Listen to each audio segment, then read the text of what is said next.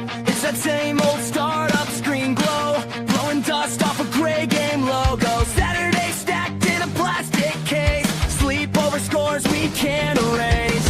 Kirk's got stats like a cheat sheet code, and he's got jokes from the late night shows. Top 4 takes from a childhood stash, argue till the credits crash. Welcome to my nostalgia therapy. Top 4 reasons I still feel 16. Pixel hearts and worn out DVDs. Play it back, let it all come clean. Laughing like we never had to leave. Hit subscribe to the Kid and Me. Every week's another memory. Yeah, this is my nostalgia therapy.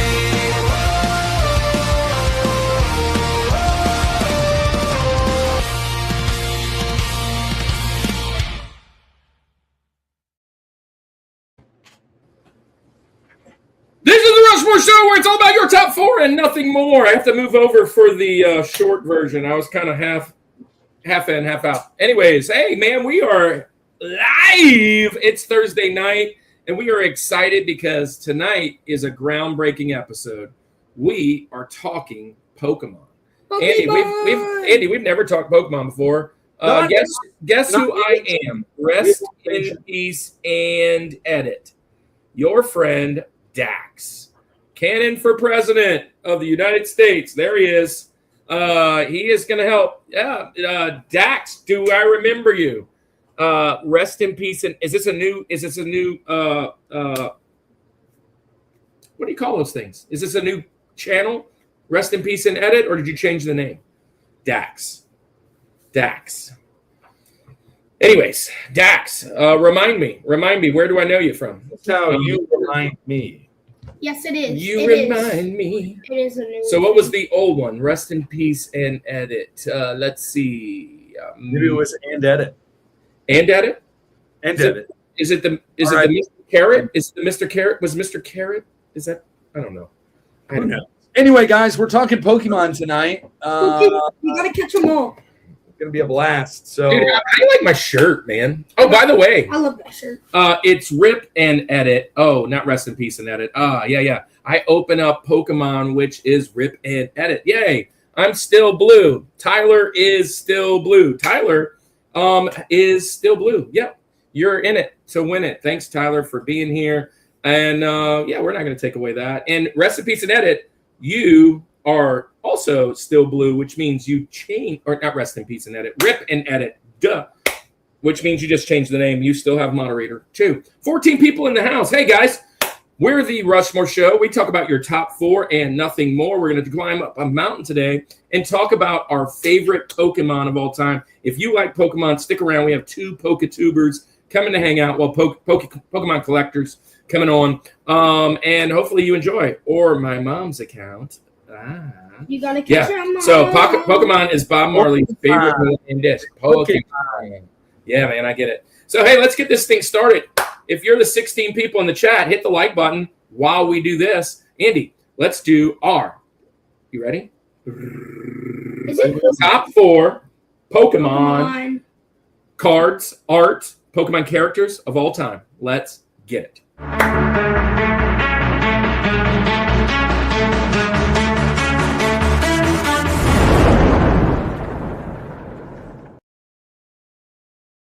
Now, Andy, Cannon just brought up a good point. Pocket monsters. yes. I thought Pokey was like a. It's a little anti-Christian from some of the videos I see. You know what I mean? Yeah, well, there was a guy who thought it was. That guy is the funniest video in Christendom, Christianity. That guy's weird. But look, I'm not a big Pokemon fan. Cannon is. He's coming to help me today. But I do appreciate Pokemon, and I enjoy that he enjoys it, and I love collecting it with him. So I met you at the show. Yes, and I gave you the knife with the anime. The anime character was Cloud Strife from Final Fantasy VII, and I remember that. I do remember you, Dax. I met you in. How do you remember that? How do I remember that? Because I remember cool people, and I met him. It was at the Louisiana RetroCon. It was a Louisiana RetroCon. But anyways, yep. I thought I was Andy, gone. let's get our guests out here. Let's do it. Coming down the mountain when he comes. Look, we're going to climb the mountain with two good Pokemon collectors, PokeTubers. We actually had two other guys that were supposed to come on the show, and the schedules didn't work out. So we had a guy that jumped in, our guy Tyler, he's jumping in. And so let's get our guys, Matt from Dusty Flotilla and Tyler Hall out here to say hello. What is up, fellas? Let me get your actual introduction. Here we go. Hold on. There it is. Welcome, welcome. Right. Yes, I do remember. You just got to get a little bit of a reminder, Dax. So, hey, so Matt, Dusty, and Tyler, welcome to the show. Matt, this is your probably fifth or sixth time, sixth, seventh time. At least. Yeah, or Yeah. Tyler, this is actually your first time on this side of the camera, and we can't see you because you got a little bit of weather and a little bit of lag, and that's okay. But you're Tyler's just looking through a paper towel tube. Oh, it's James Bond. You can tell. Yes. Right. Tyler, welcome to the show, man. Welcome. So, Dusty, tell everybody. Well, first off, did we figure out in the green room who's going first tonight? No. Don't No, matter. we did not. Matt, Okay. you want to have the honors to go first? Matt, Dusty will go first tonight. So since Dusty, you're going first, Tyler, can you tell us a little bit about yourself? Why Pokemon? I know that your Instagram is filled with some really cool art that you get commissioned for. Can you tell what we call them the Summit Squad a little bit about your little corner of the internet? Yeah, my Pokemon origin story, about 18 months back, I had a health incident that got me bedridden for about 7 months. I was doing a lot of the toy YouTube world, and Retro Rick stopped by Pokevault's place. He had the nice little toys, there was some music, similar to you guys. That's how I found you guys. It was like, oh, cool, they talk about a lot of fun things, they have good times.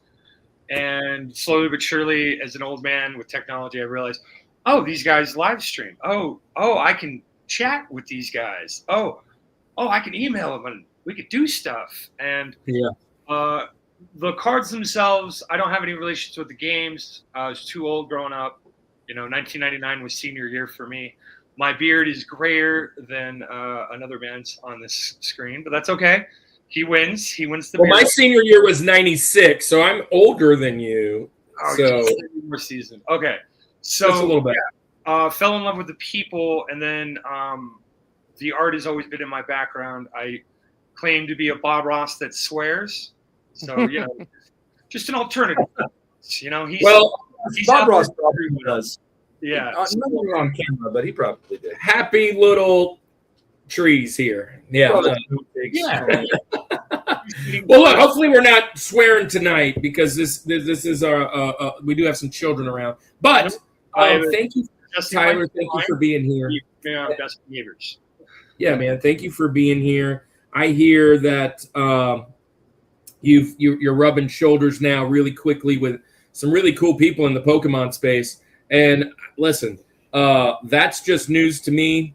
We just love the community. We love the people here. We're glad that you came back and visited us even one time, much less again, like Dax in the chat. And I do want to answer that question.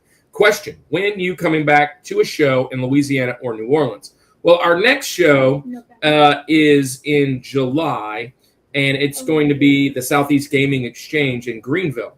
Andy, I know that might be news to you, but Austin was on the show with Bryce last night and told him he just hadn't gotten in touch with us yet.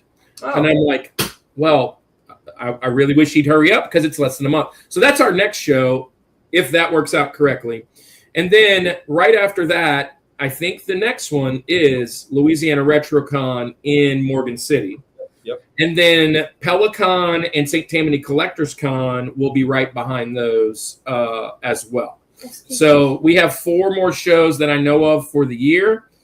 I haven't talked about Cajun Con this year, but maybe I talk to Scooby-Doo again. But it might work that way. So thanks for asking, Dax. I definitely want to see you guys. Come and get another free gift and come hang out with us. Matt, Dusty Flotilla. Flotilla. Tell us all about your corner of the internet. Well, Pokemon collector, pop culture fanatic, collecting all kinds of stuff over the years and whatnot. I have a great appreciation for art in general, and what I collect with Pokemon is sometimes it just catches my eye, and a lot of it's also characters and stuff I like, and I'm just trying to put it out there for everybody, and I hope you enjoy. Man, can I just share an opinion that probably nobody really cares about, but that's kind of our job. That's what we do. Our show. I might not necessarily collect Pokemon, but what I do value, and I value it here. I value it when I get into these video game streams, which we're starting video games in 2 weeks, booking some really cool video game YouTubers and creators.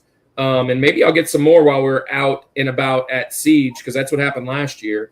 I value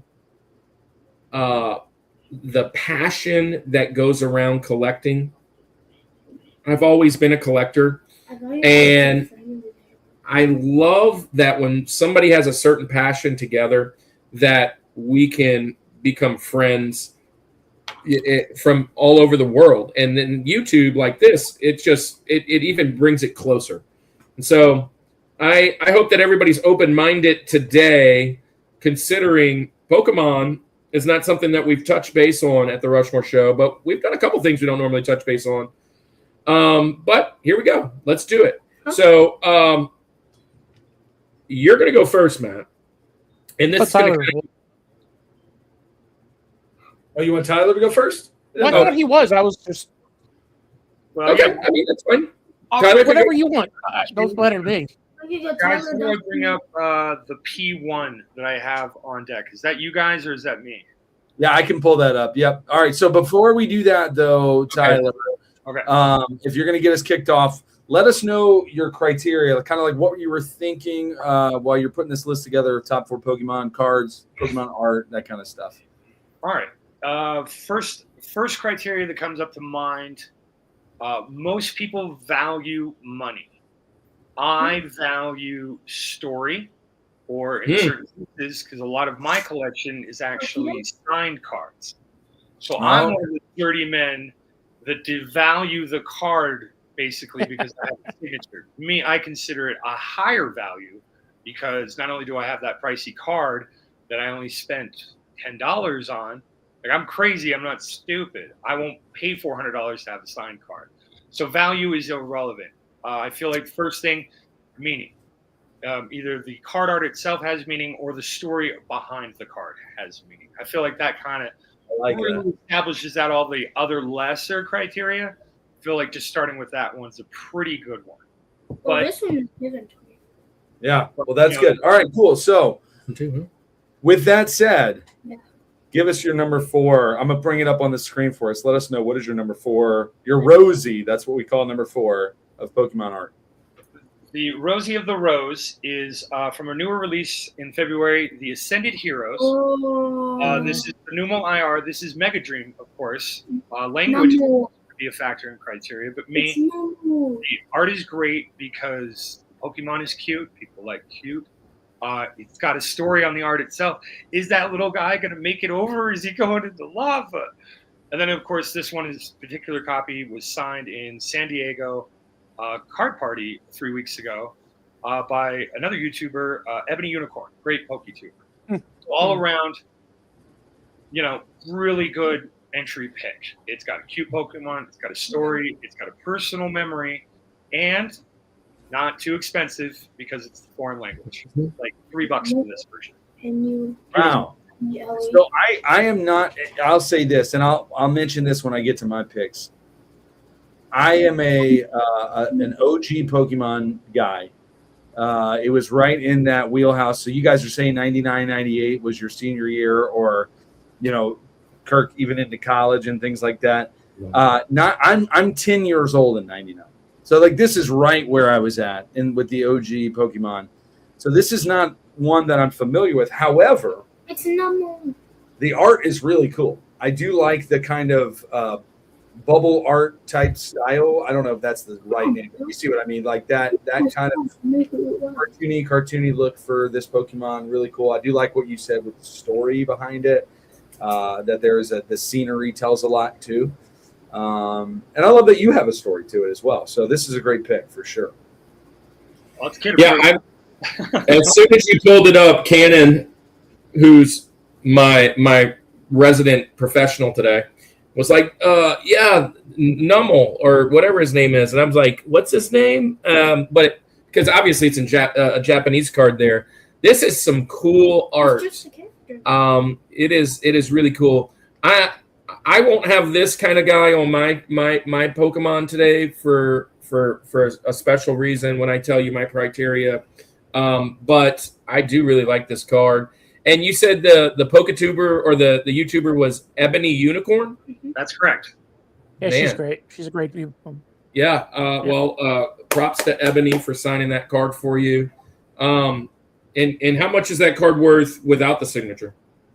This version is about $3, and the reason, well, Ebony got me to fall in love with the art. She told me the story on the art, so she got me to fall in love with the card. So there's a little extra to it. I always have a little extra, but yeah, about $3. That's great. I love it. English, but yeah.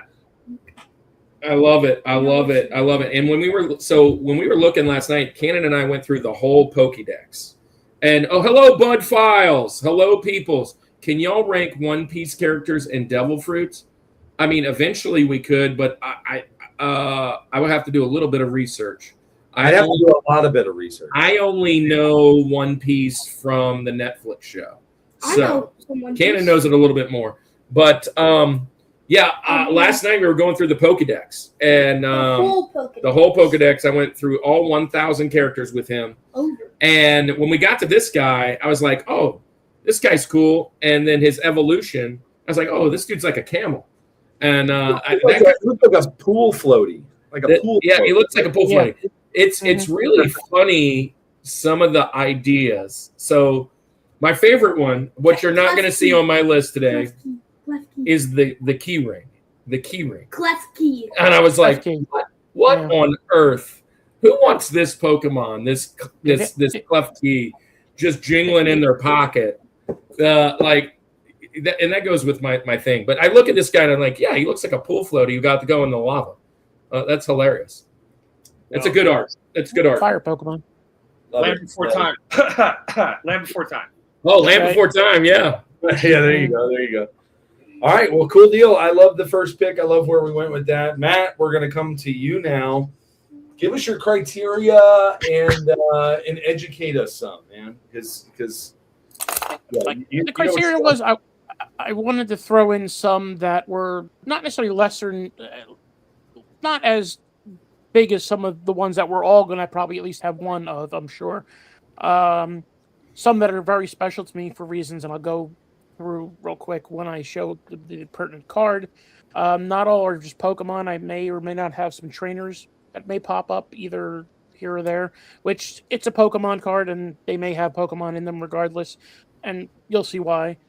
But I'll start out with my fourth pick, which is very special to me because I collect a lot of Pokemon sometimes that remind me of people, friends, family, and otherwise. And I've wanted this card for a long time. I've had this now for a while. It reminded my late father would have loved this card because he loves aliens and UFOs. And if you know this card, you'll know exactly what I'm talking about. And that is the Deoxys. Yo. It has Cannon's excited. Four beetles on top.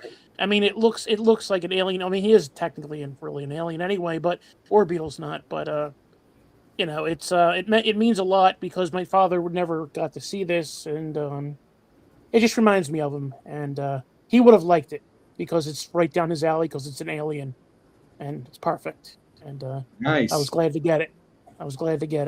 Yeah. It's only a PSA 9. I got it cheap for that reason. It was basically cost of a raw card, which they're not bank breaking or wallet, So not most of my cards aren't real expensive. One I'm going to show, but isn't really actually one later I'm actually presenting. It's an example of something else that you'll see. That one is, but has a reason. So, but Nice. I have commons that are just not even holographics that I love. So my love comes from the art and the memories and associations I have with certain characters or things that remind me of, like this one and my late father. It has a good memory. So yeah. That's what I think, which is my For those that have been diopsis. on the show before, for those that have watched the show here in the chat, or Matt, you certainly know this. We talk about it all the time. That's the beauty of the Rushmore, is that everybody has a personal Rushmore and a story to their picks, right? And like this isn't necessarily what, if you were to ask the National Association of Pokemon experts, right, or whatever, what are the top 4? Like this is, you've got a personal tie into it, and that's what makes this great. So I love that. It's another Pokemon that I have no idea who it is. So I'm so uneducated. I mean, I know the 150, and that's about it. So hey, so I love this card. It's really cool. Cannon's like, yo, is he about to show that card? He knew what you were coming out with. He's excited. What is the what's the grade on that? It's 9. Dad. It's a 9. I got it. It was I didn't want it because a 10 was, they're obviously more expensive, and I was just like, for the cost, it was a raw price, and I actually got that from Coltrane Ryan of all people. So nice. Yeah, that is awesome. That is really cool. I never seen that card. That's not one that I've seen, and I like it. It's a later era card, so it's Fates Collide, so it's like more of a few series ago, but nothing you would have known. It's not near 151. Let's put it that way. Isn't it an alt art as well? So there's a regular facing version, but that's the super cool bling version. This is the VMAX blinged out with the texture one. Yeah, this is the one I've always wanted because of the way it looks with the alien invasion look, which is amazing. I love it. Good in the sense that if you wanted to play the game, you can get the 10-cent version of that same card, play just the same, and you can still have fun with it. But that's why I have a lot of 9s and 8s, and so I have 1 5 actually, which I'm not showing, but I buy it for the card and not you buy the card and not the grade, they say. Because people go, oh, I got to get a 10. But I go, if you just want the card and you like the art, I got a card that, if at a 10 is worth a fortune, I got it for $50 at a 5, and you can't even tell why it's a 5 by looking at it even closely. And it's a beautiful card I've always wanted, and it's not going to be shown today, but it's a Mewtwo card from Tag Team GX. If you know the set, you know the set. One of the few cards that Mew and Mewtwo are on together. Not the big one, the second biggest one of the two of them. It was $50. I'm like, for $50, I get like a card that's worth a fortune, and it's picture perfect even at a 5. So it's not always about the grade and the cost. It's about what you like and what it means to you. I have a fake tag team of them. Cannon's got from his school. Kids bring Pokemon cards all the time, and it is crazy to me how many kids bring fake Pokemon. Like more kids bring fake Pokemon to school than real Pokemon to school. And they always leave them behind. And they just leave them everywhere. They just whatever. And so Cannon's got a few, and he was talking about this one right here. Fake Mewtwo, this fake one, Mewtwo. But he wanted to show. But there's so many. That's actually that's the picture of the artwork I have, but not it's completely wrong because it's fake. Right. But that's the artwork it's the card I have. I have the real one of that, which looks completely different, but it has the same art. It's the two of them. But the better of the two of that card is the one where Mew was laughing in the background. I have a Mewtwo and I share the same birthday. If you played the original game, Mewtwo and I, February 6th. Yeah, that's completely fake. Yeah. I've seen that brand. They're Chinese knockoffs. The funny thing is, parents buy those sometimes and just don't know any better.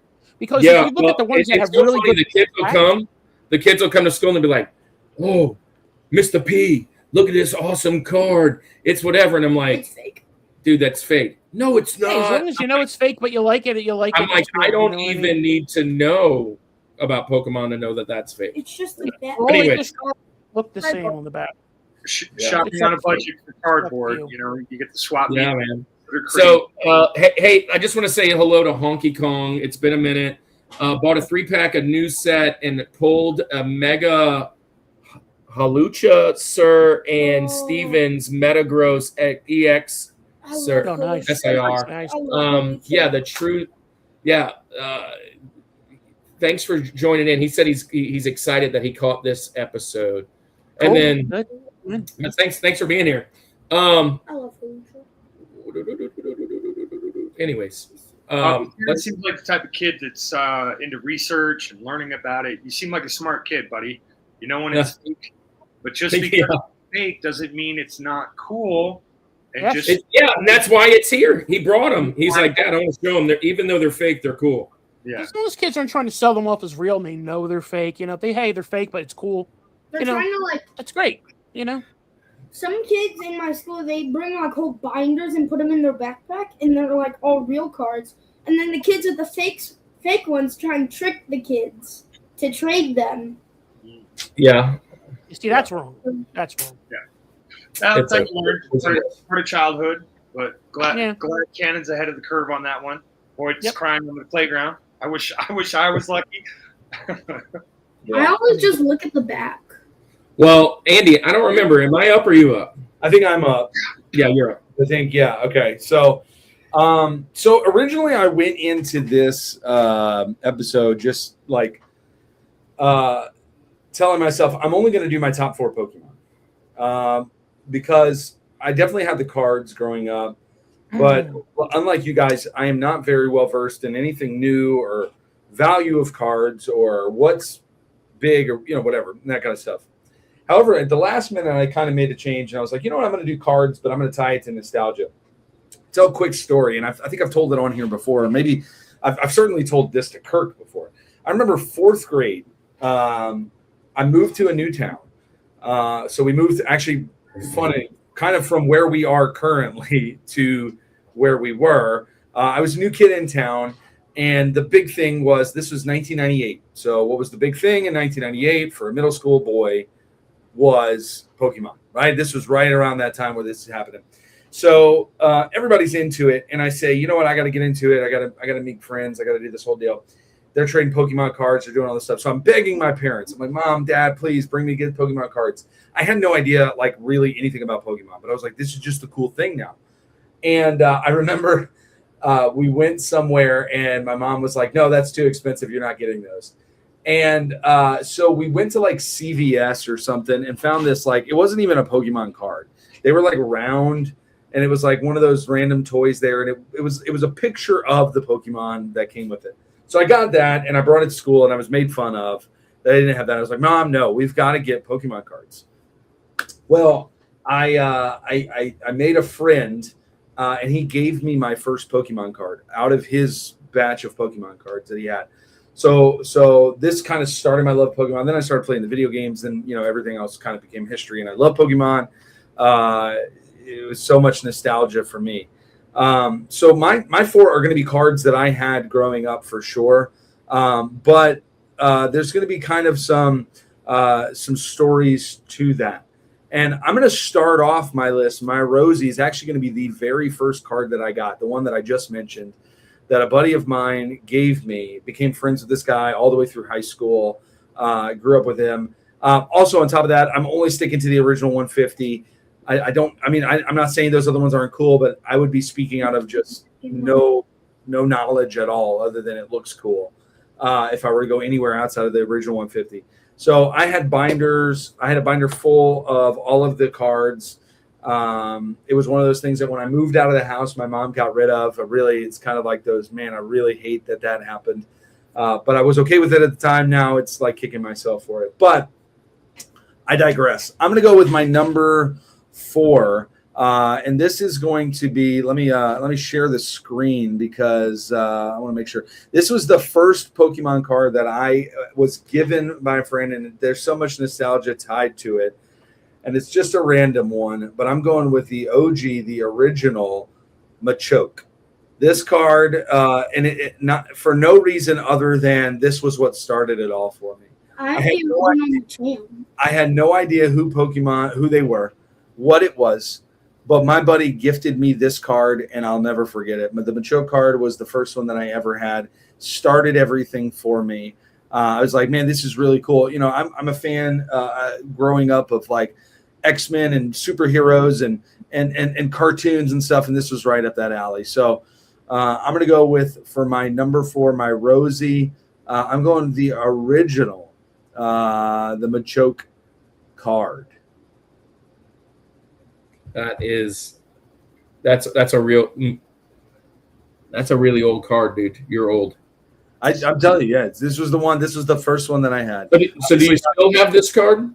I don't still have this card. All of my cards were given away. However, this is the one that I remember. My buddy Wesley is his name. He handed me this card. He said, "Hey, I'm going to give you this card as a 4th grader." He just handed it to me, and it was like an instant friendship. And this started everything for me. So, again, it's all about the story, not necessarily about the card itself or anything. I will say I've looked up. I was like, man, how much would it be to buy like a whole set of the 150 or OGs? And I was like, nope, never mind. I need another job to do that. So, but yeah, Machoke is where it was at. That was my first one. My introduction to Pokemon. Dude, that is so. I didn't have any back then. What's that card worth nowadays, you guys? It's not much. It's a second, basically the second printing, because it's shadowless, because it goes first edition shadowless and then unlimited, which has a shadow. So that's basically a second print base set. It's not worth much. It's common. I don't think I can't see if that's the foil or the hollow or a regular.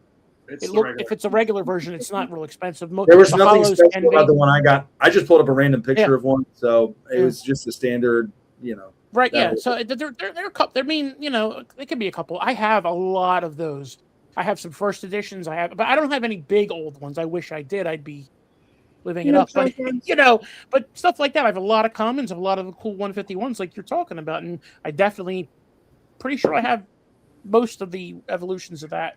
Which are but yeah, they're not really like that. You could buy for a song, really. So literally, yeah. $5 on a good day, but to look like that after the gym, priceless. Yes. Yeah. Right. This was I modeled my life after Machoke. I really took on the physique. I attempted to at least. So. I mean, you got to work on the head. Bodybuilder. Crocodile. So Andy, I love the video you shared, and it was like what instrument they play. So he's a drummer. Choke's a drummer. Actually, all 3 evolutions are of the evolution of drummers. Yeah. I love all the fat, lazy looking ones were all bass players. Drowsy. Snorlax. If you say he's not a bassist. Slowpoke. You don't think he's a bass player, you're wrong. He's a power bassist on the side, just to dabble. In a doom metal band too. Doom metal band. I mean, is there a flea Pokemon? Because he's got to be. Yeah, that would probably be Mankey. Primate, Flea's too thin to be Mankey. Flea would be probably one of the insects like Genesect. Or what's the cricket cockroach one? Is it Cricketune? There's a cockroach. There are 1,053 Pokemon currently, and that's just individual names, let alone the 10 to 50,000 art pieces they have. I think Pikachu's 50K. It's got to be. It's too many Pikachus. Too many. That's crazy. So many Pikachus. That's crazy. What you got? Well, I'll jump into mine. And listen, I am such a novice to Pokemon. I enjoy. So I say this often, Tyler. You're new here. Matt, you've been around. You might have heard me say this. People in the chat have probably heard me say this. I love like doing things, making memories, collecting things with him and doing that. One of my favorite things is like what most people hate is like a good reboot because then I get to relive my childhood in a different way with him. So like He-Man and Mandalorian are just out right now. I mean, going to see a Star Wars and a Saturday morning cartoon in the theaters is just awesome, right? So I didn't get to really do Pokemon. You mentioned it earlier, Tyler. Your 99 is your grad year. My grad year was 96. At the time this stuff was getting big, my mind just was, I was kind of out of the nerddom, geekdom. I was Air Force. I was chasing girls and, doing other things. But my kids, he loves it. And so I love collecting. We go to conventions, and every convention we go to, whether it's a video game convention or whatever, we're probably buying some kind of Pokemon. Or just any type of card. Cards, stuffies, whatever. Now, today, I went through the whole Pokedex, all 1,053, I think you said. And my criteria was, if this Pokemon was my Pokemon, if I caught him and I'm going to go into a battle, who would I want to be on my team? Who are the 4 that I think are the coolest looking, most, at least fun to hang around with? Like, somebody goes, oh man, you have a Doug Trio. Like, no, I'm not doing any of that today. These 4 guys Doug Trio are the 4 that I think if I was like, time to battle, I'm excited. Now, I might not win. I don't know how strong they are. That wasn't the point. It's by pure looks. And I leaned into my professional for help. My first one, I've always loved this one for some reason. And by the way, once we picked all the ones that I want, we went through his collection and he picked his favorite card, or my best card, or his favorite card of that character. So this next one, man, I mean, since the 80s, I mean, watching cheesy 80s movies, playing cheesy 80 video games, I've always loved a good ninja. And my first guy is Greninja, the frog ninja. Dude, Cannon's picked out this Radiant Greninja for me that he's got. I pulled that one in his collection. I have a couple of those. And man, they look so cool. Every time I see Greninja, I think, man, that's a really cool idea. A frog as a ninja. I mean, how agile could you be? I mean, you're all over the place. His tongue, I bet, like around as a scarf. Yeah, his tongue as a scarf. That's good. But yeah, this is what I'm going to go with number 4, man. I'm feeling really confident. I'm building a good team with this on my my top 4 Pokemon. But yeah, I've always liked Greninja. And number 4 was pretty hard. Obviously, 4 is always hard because there's about 5 or 6 others I wanted to sneak in. But like, the ninja thing took it over. We have all these stacks full of cards. Yeah. But I got my top 4 right here. So the camera doesn't do that card justice either. What's that? The camera doesn't do that card justice. The way it looks with the foil, it really has a really cool pattern. Like, you can't make it out on the camera because it just doesn't pick it up right. It's a shame. Let's see if I could.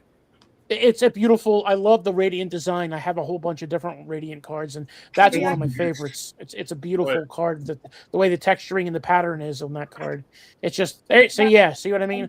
That pattern there, it's beautiful. It's not your typical hollow. You can see kind of what it does, and it moves a little bit.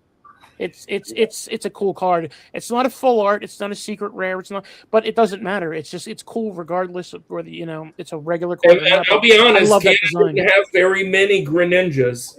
I think he had maybe 3, and this was just my favorite of the art. I thought it just looked really cool. Looked almost like it was like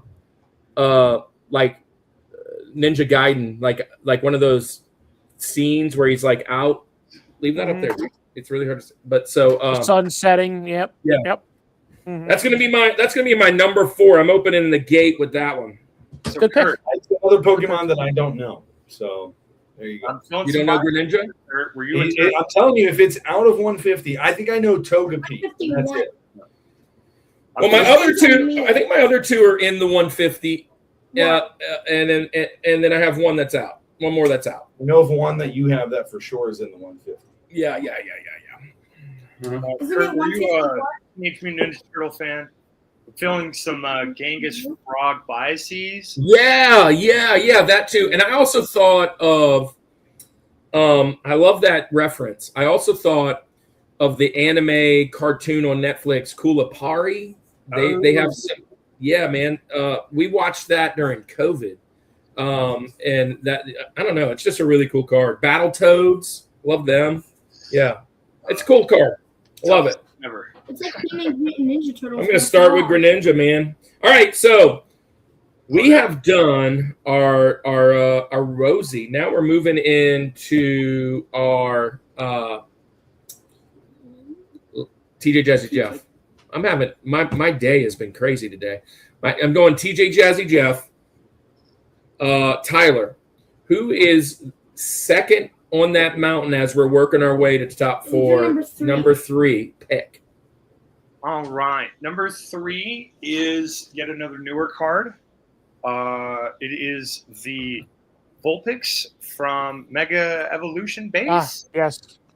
It is the cutest Fireplace one. one. Right? Wow. Yep. You got a fox by a fireplace. Yeah. This was yet another acquisition in Third Party San Diego. I famous. You met her too, finally? Yeah, I got. She was like, "You're gonna have somebody sign this." Well, if somebody's gonna sign this pretty card, we're gonna have a pretty signature on it. And There you go. this one is Swiffering the Nation. As far as cute Pokemon again, the value for me and the artwork is other people do appreciate it, but the fact that I defaced it is kind of my criteria for this one. I was like, yeah, that was a lot of fun. Spent $40 to do it. Ha, funny joke. But now what was I kind of looked down my nose at it like, it's a cute Pokemon, whatever. Now it's actually kind of turned the tide, and it's like, actually, that's pretty dope.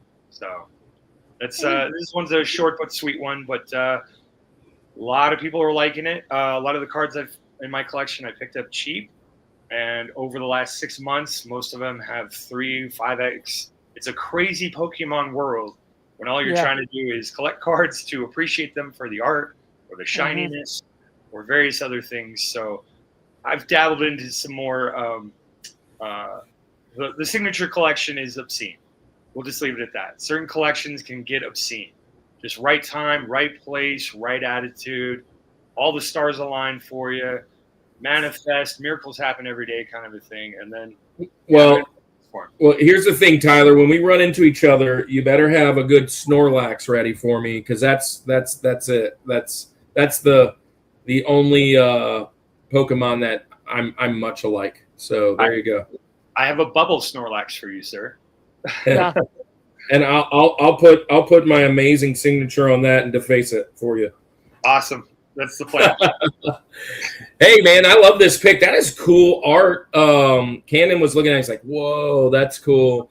I love the full art pictures of Pokemon. It's just something that they do really well. Every time like I'm watching a YouTuber or somebody online that's like ripping packs, it's kind of funny. They're only looking for like a certain 5 to 10 cards out of that whole thing, and every time it's one of these full arts, and they're always really gorgeous. Or maybe an SIR. Yeah, SIR. But this is cool. This one is cool. Hey, by the way, I just snapped my best picture of Vulpix today. Professor Oak really enjoyed it, so just so you guys know. Let's see it. Mecha Otaku says Greninja has an awesome card in the Chaos Rising set. Yeah, I need that. Cannon says he needs it. If y'all talking Pokemon cards, then my Rushmore would be hard to determine. But I can say my top 4 being Crawdon, Greninja, Golisopod. How you say that? Kyogre. That's the whale, huh? It's one of the whales. The whales are good. Yeah, those are cool. I don't know that Golisopod. I'm the biggest bird. I don't remember that one. I'm the biggest whale. I'm the Well, biggest. and So every Pokewell always reminds me of Star Trek 4, The Voyage Home. Yes, George and Gracie. Yep. yeah, that Kyogre does. I can see that for sure. Cannon was looking at that one last night. Like, this is a cool one, Dad. This is really cool. It was thought about for sure. Him, Kyogre, and Rayquaza. Definitely. Yeah. Those three. So, all right. Well, Matt, show us your next cool card. What you have? If anybody, and I'm sure at least Andy and probably Tyler at minimum, have seen the cartoon. Nope. The original cartoon. Oh yeah. This is the card of my favorite dynamic duo team. Yes. That was very well snubbed in a recent set called Destined Rivals. And this is perhaps my favorite trainer card of all time, and my favorite characters and my favorite team out of Pokemon. And this does have Pokemon, but it is the Jesse and James Yes. Hidden Fates. Now it also has Meowth is in the corner here, and Wobbuffet is up here. Yep. So you can get a not reflection of it. I love this card. I got, again, it's a 9 because I got it at raw cost, and again, cool trainer Ryan. Prepare for trouble. I've seen the original. Make it double. Yeah, I love that. Rock team. Yeah. We started watching a couple things during COVID. Pokemon being one of them. That Coolapari was one. During the anime show, I said another one. Yeah, I know these guys I knew it was for sure. That's the only Jesse. two. Aside from Ash and Dr. Oak, those are the only two I really probably know offhand. Like Brock. Misty. You don't know Misty, but you don't know Brock? no. Jeez. Oh, I know Brock. I Redhead. do know Brock and No, no. Misty. Misty's the redhead. How do you I not do know know Misty? them. I do know them. Stormy. Yeah. What's up, John Webb? Welcome back. Welcome back. Mecha Taco He's- says John's a buddy of mine. Melisapod was from Sun and Moon. Yeah, I looked him up. We talked about him last night in the Pokedex. He was thinking about it. Yeah, I was like, man, he does look cool. I just didn't know his name. John, thanks for being back and hanging out, man. I see you still have your wrench, so there you go. Misty is the OG water type gym leader. Yeah, I know Misty. I just don't know their names. Brock, I know him too. Stormy. Now that you mention him. He's the one that likes little. So Andy, you don't. Well, you do know this one. Oh, You I know know. Team Rocket. This is the first one where I can get on board with. Yeah, absolutely. No, Every show, every story needs a great villain, and Team Rocket that was where it was at. And it was cool to have Meowth in it too, because Meowth was the only one that actually talked other than its name. So that was kind of cool to see, and it was like a streetwise New York game. He's like Groot, isn't he? Wobbuffet. Well, Meowth would say words, would have full conversations. No, he had but, full conversations. He's one of the few but that couldn't speak, Ninetales, yeah. Oh, everybody but him. Yeah, okay. everybody else is just basically Groot. I think to they're that- true. Well, Mewtwo is telepathic, but there's some. Well, yeah. You got some. But I mean, Pikachu was only saying Pikachu. Jigglypuff would sing and only sing Jigglypuff. Is this a quote from the old school? Jelly donuts are my favorite. Is that? I don't remember. That sounds like Meowth might have said that. So Strange Brew is where I went with that one. I went straight. Oh, could be But that Dustin too. is a very interesting pick. I'm a late in life Pokemoner. I've only I've known about it my whole life, but I've never really dabbled into it until about 18 months ago. So very interesting to bring up either nostalgia for the game, playing it, trading it as a kid. You know, the foundation of good collecting is always just, all right, where did we start from? This is my first. Rock said it in the English dub on 4Kids when he had rice balls. Jelly donuts are my favorite, I guess. Okay, it's been a while. I don't watch Well, that show anymore. Ataku coming through with the deep cuts. Yeah. Deep cuts. I like deep cuts. All right, Andy, Yes. what you got? All right. What So you got? the next one for me, and again, I'm sticking with the same OGs. The card was really cool, and mainly it's because I didn't even really know about it until later. in life, like the entire story behind it. You know, we were talking about story before. Tyler was talking about story behind different things, you know, personal story and tie-ins to it. But like the actual story behind this character is pretty cool. It's pretty, I mean, to be this well thought out, at least, I guess, in that. So for mine, I'm going to go and let me share my screen so I can share the picture of it. It was kind of hard to think about like what order am I going to put these ones in, but I'm going to go again. OG original ones. This one that I had. I'm going to go with Cubone for the original, and the reason I'm doing Cubone, many people may not know, is that Cubone is actually mourning, from what I understand, the death of his mother. That's his mom's skull that he's wearing, which is so deep and dark. That he's avenging the death of his mom, but that's, you only see Cubone with the skull on, which is just pretty crazy to me. So you know, that we have that story. It's a cute little you know, monster inside of it with a dark backstory here. It's almost like the Batman of Pokemon. But anyway, I love the picture of it, you know, now knowing that with the whole bone thing. But even before that, the night sky behind it was cool. He's looking up, you could tell he's like in thought. But I remember having the Cubone card and love the story behind it. Again, not necessarily a card that you would be like, oh my gosh, I got a Cubone. Just like my Machoke card. Like, it's not one of those ones that's probably highly sought after. It's maybe $1, maybe. But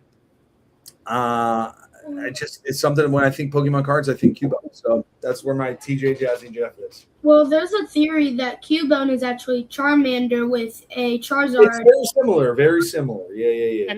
And he lost his flame. That is the rumor that I've seen as well. Because that is definitely a Charizard skull. I mean, and he looks like a Charmander, so it makes sense. The belly and stuff. Yeah. Oh, it would make sense for sure. Except for the evolution, right? Yeah. Doesn't Marowak. Yeah, it doesn't really hold up to look. It definitely doesn't look like Charmeleon. No, I mean, you figure he's a different. He lost the flame. Maybe he does evolve differently because he's flameless. Even though he's a fighting type, because Charizard's a fire type and this is a fighting type. Also, in the special version of Marowak, there's fire on his like bone thing that he's holding. Yeah, true. You're right. Good call. So love a good conspiracy theory with the Pokemon card. But I love a good story, and I've heard this story and Cannon actually was kind of telling me about it months ago, and he was a consideration for my honorable mention today. So I have to knock that one off there, Andy. Nice. Cubone was my first one that I thought about picking today. But I'm not going to go there. But he is cool. There's a couple of those first gen Pokemon that have like a cult following, and it's kind of weird to me. Some of them, it's like that's the whole. Everybody's after like Cubone, or there's a few other. I'll mention them if they come up later. But there's like, you like that guy? Okay, I don't know the full story, but okay. Well, I think that Cubone gets a lot more talk than Marowak, which is interesting. That I mean, there's a lot of Pokemon like that. Pikachu gets way more obviously than Raichu.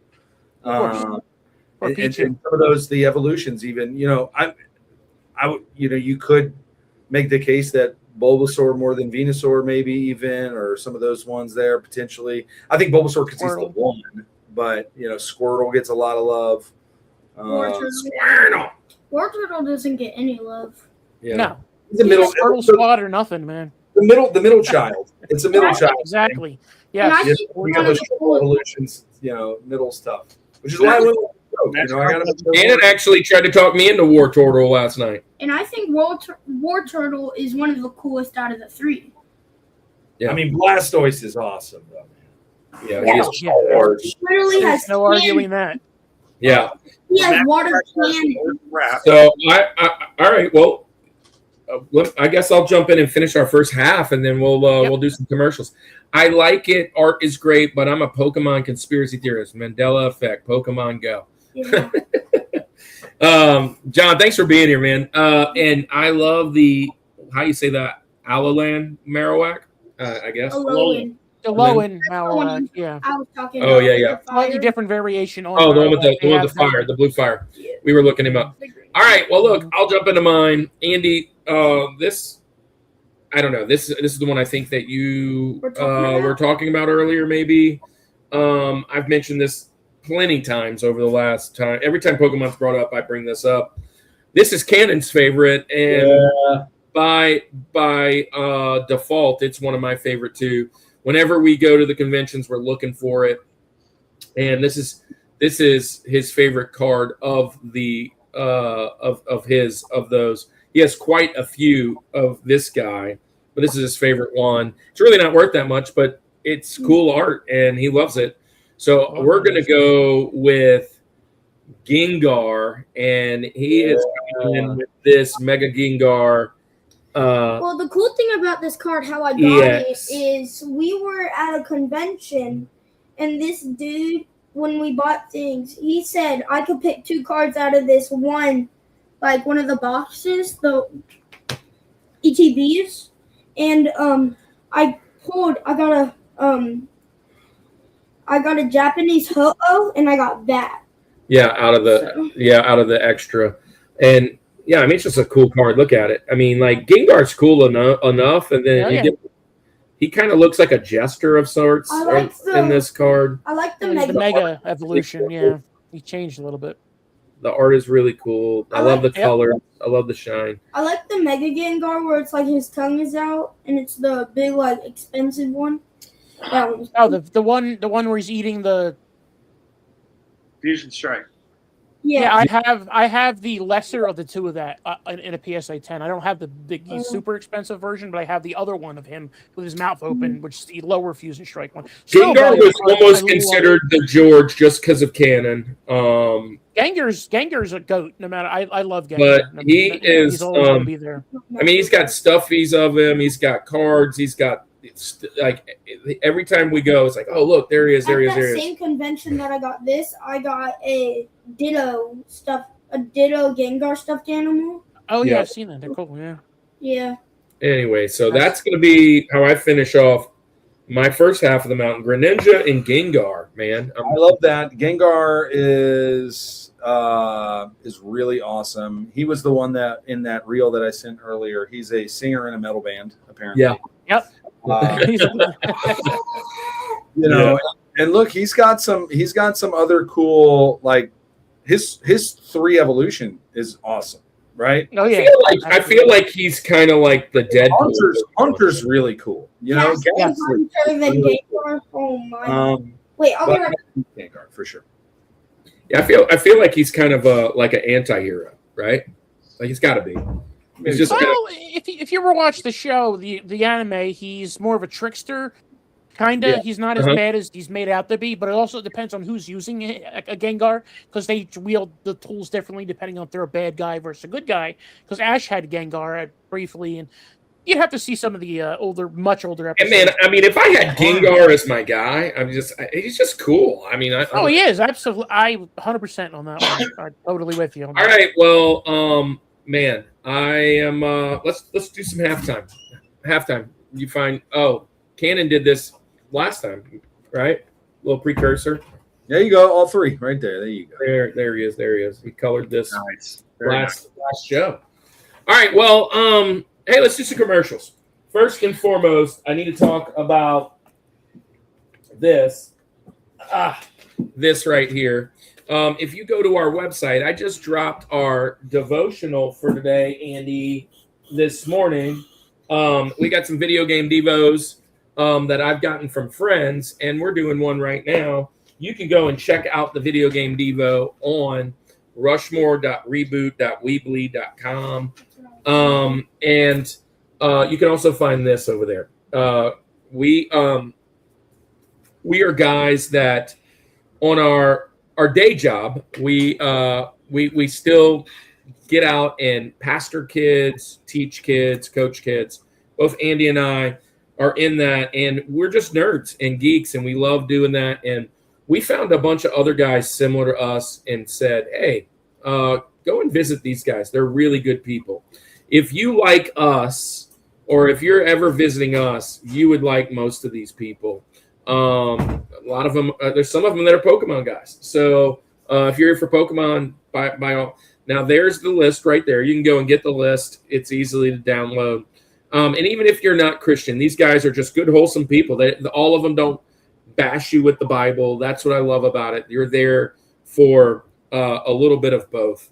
And then you can also go there and get both my devotional that I've done on video games. I dropped week 24 today. There it is, day 175. 175 to day 169 all dropped today, and you can go check that out. Andy also has a Devo. The Bible is metal, and I'll let him talk about that one. Yeah, Bible is very metal. So if you read it, there's some really metal stories that happen in the Bible, and I wanted to highlight those. So it'll be a 31-day devotional. I only have the first day up on the website because I do hope to print that. Once life slows down just a little bit, I can get back to writing it. But I am deep into camp season right now. I will say this, and this is just a throw out there. And Andy, I've heard you mention that you want to print it.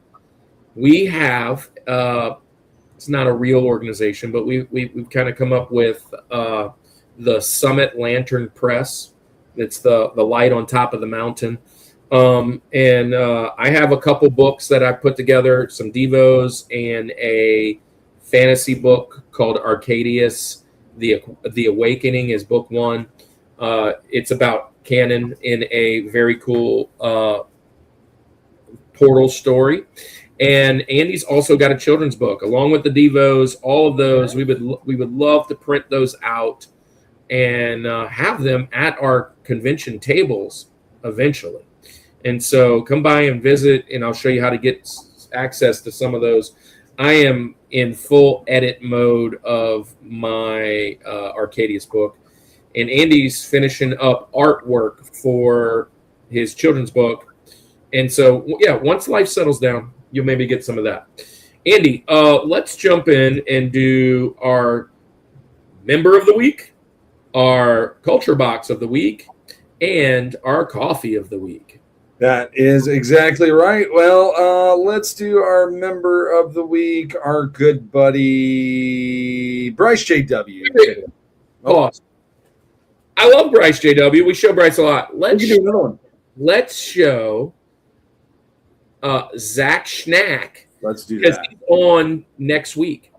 Oh, that's a good idea. All right, Iowa Retro Gamer Dad, check this out. He's a guest next week. Zach, the Iowa Retro Gamer Dad, brings heart, honesty, and heat to retro gaming, collecting, and pack ripping with his son. From tackling addiction and mental health to calling out scalpers and celebrating nostalgia, this channel is where real talk meets real fun. Follow the journey at youtube.com/@Iowa Retro Gamer Dad. And also follow along on Instagram and Twitch.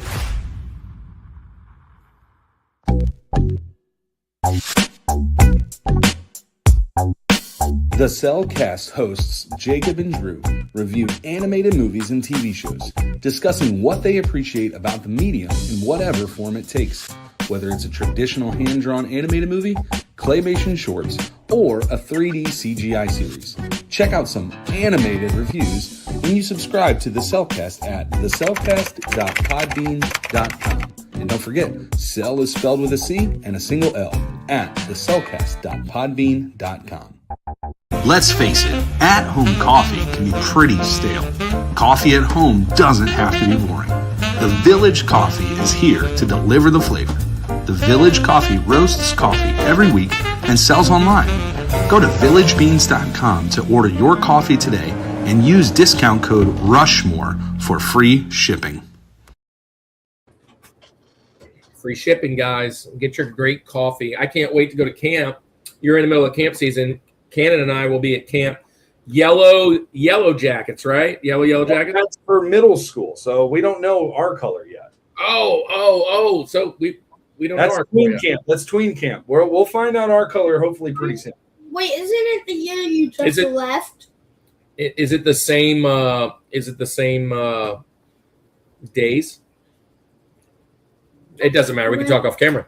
But we're gonna be at camp with you. And one of my favorite things about coming to camp is I get to have village coffee. Because I come in town and you got plenty of it. Is I get to have cinnamon rolls. Cinnamon rolls. I had 2 at youth camp, so they're back to original greatness, I believe. Yes, I saw them. They looked fantastic. It was. So for all the people in the back that don't know, at camp, there is this beautiful sugar goodness that shows up one morning a week at camp, and it's the homemade cinnamon rolls, and they're amazing. They get like trick rolls. It's our show, so I can do this. So while you do that, I'm going to throw this over to Tyler. Tyler, get your pick ready for Link. We're good to go. Yeah. All right. I got to show one thing real quick before we get into this. The goodness of the cinnamon roll, I'm sure. Nostalgia's back. Well, all I got to do. It's not going to work. The more I watch all of your podcasts back, the more I feel like you're my long lost brother. Because our beards are about the same. You're the only mustache that compares to mine.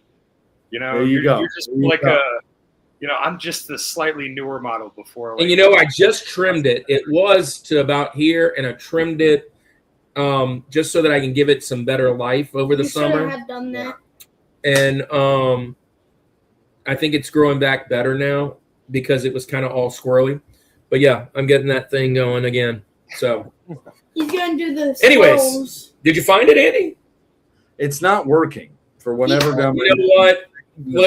I'll just working on it. There it is. Oh my goodness! Oh, it looks so good. Matt, put your glasses on. You got to take a look at that. Well, I have a new dessert I dream about. I just dream my glasses. Yeah. Wow. With the bacon. You get both of those? That's a lot of cinnamon rolls. One of my youth leaders hates cinnamon, so she was like, "Listen, you can have it." I was like, "What?" Yeah. Hey, so we're doing a short about that for sure. Oh, it's happening for sure. We'll do a short. Speaking of Cellcast, or speaking of culture box, I promise we'll get back to Pokemon. But I was at camp this past week, youth camp, with our buddies Dallas and Celeste, and we kept telling ourselves we're going to do something. But as is with camp, you just get so busy, it's hard to do that. But I got to hang out with our friends over at Geek Devotions for the week. Also, do we have new? Speaking of cards, do we have new church cards this year? Church cards. BGMC cards. Oh yes, yeah, there are BGMC cards for sure. I pulled a 90s. Cannon's gonna bring his box this year. No, I'm not bringing that. I'm leaving it here and I'm getting a bite. Well, let's get back to the cards the people came to the show to talk about. So we're gonna get back to Tyler. Tyler, now number 2 on your list. Your third one you're picking, but number 2 on your list because we're working our way up there. We call this Link for Abraham Lincoln. Where are you going for your next pick? So with 5 minutes notice, I went with my gut. A lot of the times when I participate with you guys and build my top 4, I have time to think and write down the 4 and then swap out some other ones. This was pure guttural. And I realized it might be a little risque, but in increasing the criteria for Pokemon Art, there's nothing wrong with some good old-fashioned 12-year-old playground humor. I present to you the illustration rare of Ghastly from World Forces. Dude. I've been wanting that card. Things happening in this card that we will not mention, but they are there. Yeah. There's a cameo, and they're rather poorly placed, we should say. This is the artwork that got me to actually want to buy Pokemon cards. We're talking about Gengar and Ghastly are playing jokes, aren't they? Yeah. Which is why seeing Connor, the little man's artwork was extra cool, and then the pick being Gengar, I was like, okay, cool. So who's the signatures? This is another Rip and Shipper. So I made a art piece of interconnected chats and Pokemon Rip and Shippers. It's about 320 people long. This one is based out of Idaho. I did it state by state. They're the only one in Idaho. I'm in Utah. There's only one here. There's 4 states that don't have one. So it's and of course the criteria being the much like Dusty's pick and your pick with the Machamp. This is the card that got me into Pokemon. So for me, this is the pinnacle of the Pokemon heat. My arduous task of climbing the top 4 Rushmore mountain. Is that a little Meowth hanging out? Is that Meowth down there? There are quite a few things in this card. When I got it signed, it was about $20. As of last week, everyone was telling me, "Hey man, you know those 13 Ghastlies you got signed? They're all about $105 now." So on their face, they're worth nothing. But with the recent Pokemon controversy, maybe they're worth $165 each. You never can. Are they in like an arcade? Yeah, it's a fun card, and of course, childish humor, childish things, but being kind of adolescent about it. Always a good adventure. That's the joy of Wayne's World. That's the joy of Styx and Rush. You know, it's one of those things where people might cringe on it or it might have its issues, but they're just good picks, and that's what your 2 should be. Yeah. Just look, Tyler, you're already up my list of Rushmore of guests because you mentioned Wayne's World in a positive light. So I was about to say Andy's gonna love that mention. I love Wayne's World. If you don't know, now you know. If you know IYKY, you know, that kind of thing. Yeah, man, this is a cool card. I'm enjoying this card a lot. Cannon's like, I want it, but $105. You better put your money together, bro. But I'll track him one down. I'll get him one down. We can swap cards for art. Yeah. So cool, man. I love this card. That is awesome. And it goes with Gengar, man. So I like it. Oh yeah. Now we need a Haunter card somewhere. The rest of the way, we'll see what we do. I don't know, but we'll see. Anybody got Haunter's Haunter? in the back. He's right behind Gengar. He's there, so I guess he does count. He didn't make the list today. I do see him. All three made it. I wonder what that party's going on. What's happening to that party? You don't want to know. Yeah. It looks like they're at a bar over there on that corner. Yeah. Ow. Good stuff. I love that. I love where we went there. So, Matt, back to you now, man. Your link. What you got? This is a little bit of a caveat situation. Now, I'm pulling this one out now because I have an odd feeling somebody's going to pick it soon because we're only a couple away. And this is going to be one of my most popular, probably Pokemon of the picks in terms of known because it's one of the 151. I'm going to preface this with saying the card I'm showing isn't my pick. I have that one too. This card, I still think the one I'm going to show is the best artwork representative currently as is of this character, hands down, because it shows all the evolutions. I don't care what the value is, and people know what it is, and I'm not showing it because of that. It's because I love this card. I pulled it myself. It's got amazing art of the character, probably the best it's ever been.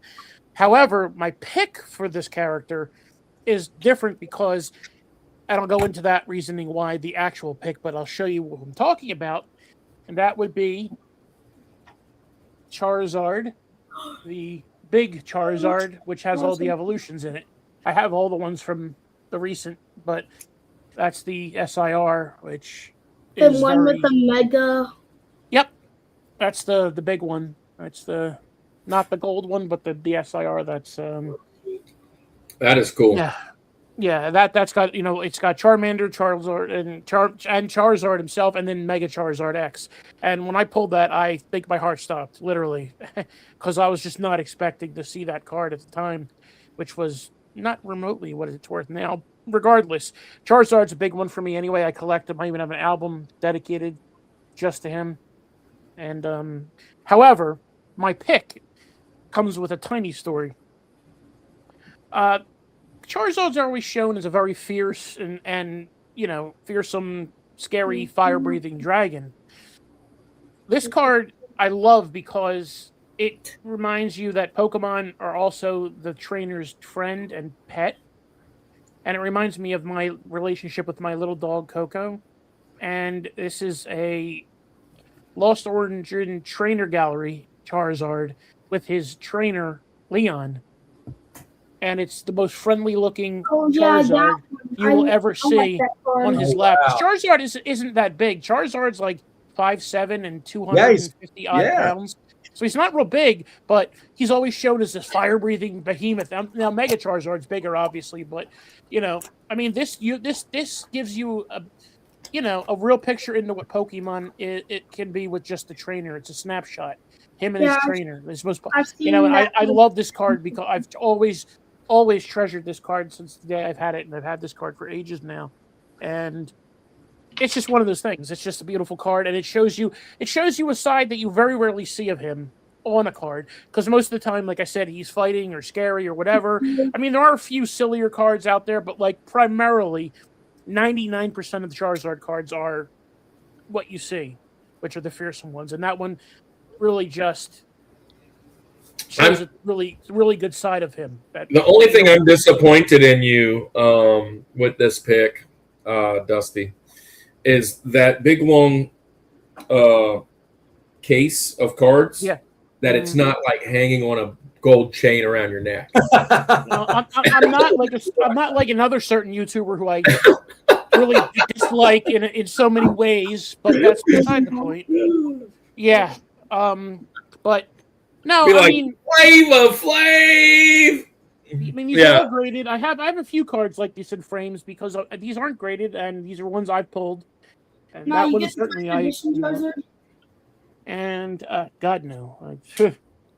One of my favorite cards is like the one where it's like the different point of views. The Charizard fighting the Mewtwo on the Charizard's point of view, and then the Mewtwo point of view, like them trying to fight the. Actually, I have that set of cards, which is the ones that came with the Charizard UPC. There's 3 of them. There's him sleeping, him as a giant VMAX, and then there's the one you're speaking of, which is him and Mewtwo, which I have. I'm staring at it right now, which is over there. So I don't have the Mewtwo one. I have the Charizard one with Mewtwo in the background.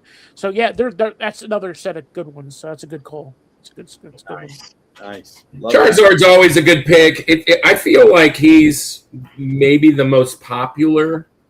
I mean, after Pikachu, that's going to be something somebody's going to say. Charizard. Even my dad would say Charizard. Yeah, I feel like he's the go-to in the games. I feel like every time I'm talking to somebody, like he is one of the most Charizard's expensive the guy. Cards. In the new Pokemon game and on the Switch, man, my Charizards, don't even get me started. Oh. Yeah. I like the pick. Andy, you like Charizard? Oh, absolutely. Fantastic pick. He's the most expensive card. You might be talking about him later, huh? Okay. I don't know. Tyler, do you like Charizard? No. Okay. So growing up in my age group, Magic the Gathering was my card game, and then Pokemon later.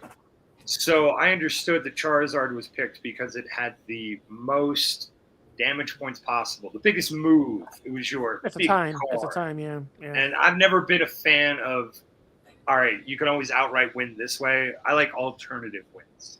Let me get creative with this. Let me figure out. Let me think about the game. Let me use my time and really enjoy myself and figure out ways. But that's just me. All honest. Magic the Gathering, it was really big. I feel like, what's up? Yeah, I really feel it was kind of blowing up in my teenage years, going into my, into the Air Force. And full disclosure, it was one of those things that I kind of wish I had some people around that played it, but nobody in my circle did. So I never really purchased it or got into it, but I would see other people play it and be like, oh, that's kind of cool, because I do love role-playing games so much. And I feel like that's the kind of the card game that would have gotten me into trading card games. But I avoided it for whatever reason. And then my brother-in-law, one day off of eBay, he orders like a big box of comic books. And he decided to sell them one at a time, like out of this big vault. And he made like, so say he bought them, he's just reselling comics basically, but say he bought 100 and for like $15 and he sold each one of them for $1.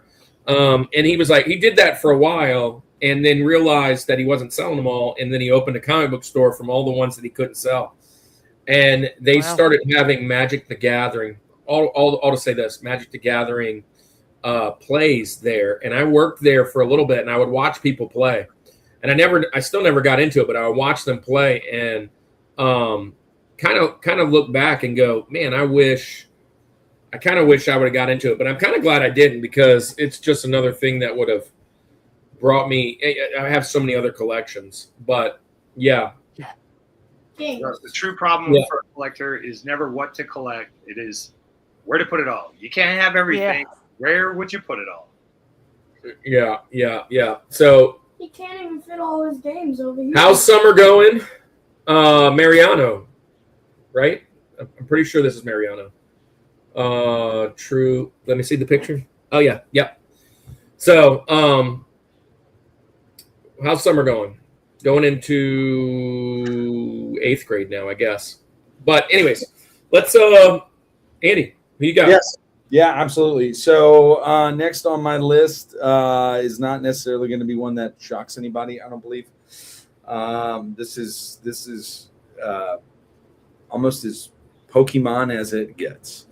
And here's the reason why I'm picking this one. Again, to the OG 151, to the OGs, there's something like strangely nostalgic, and I love everything about this.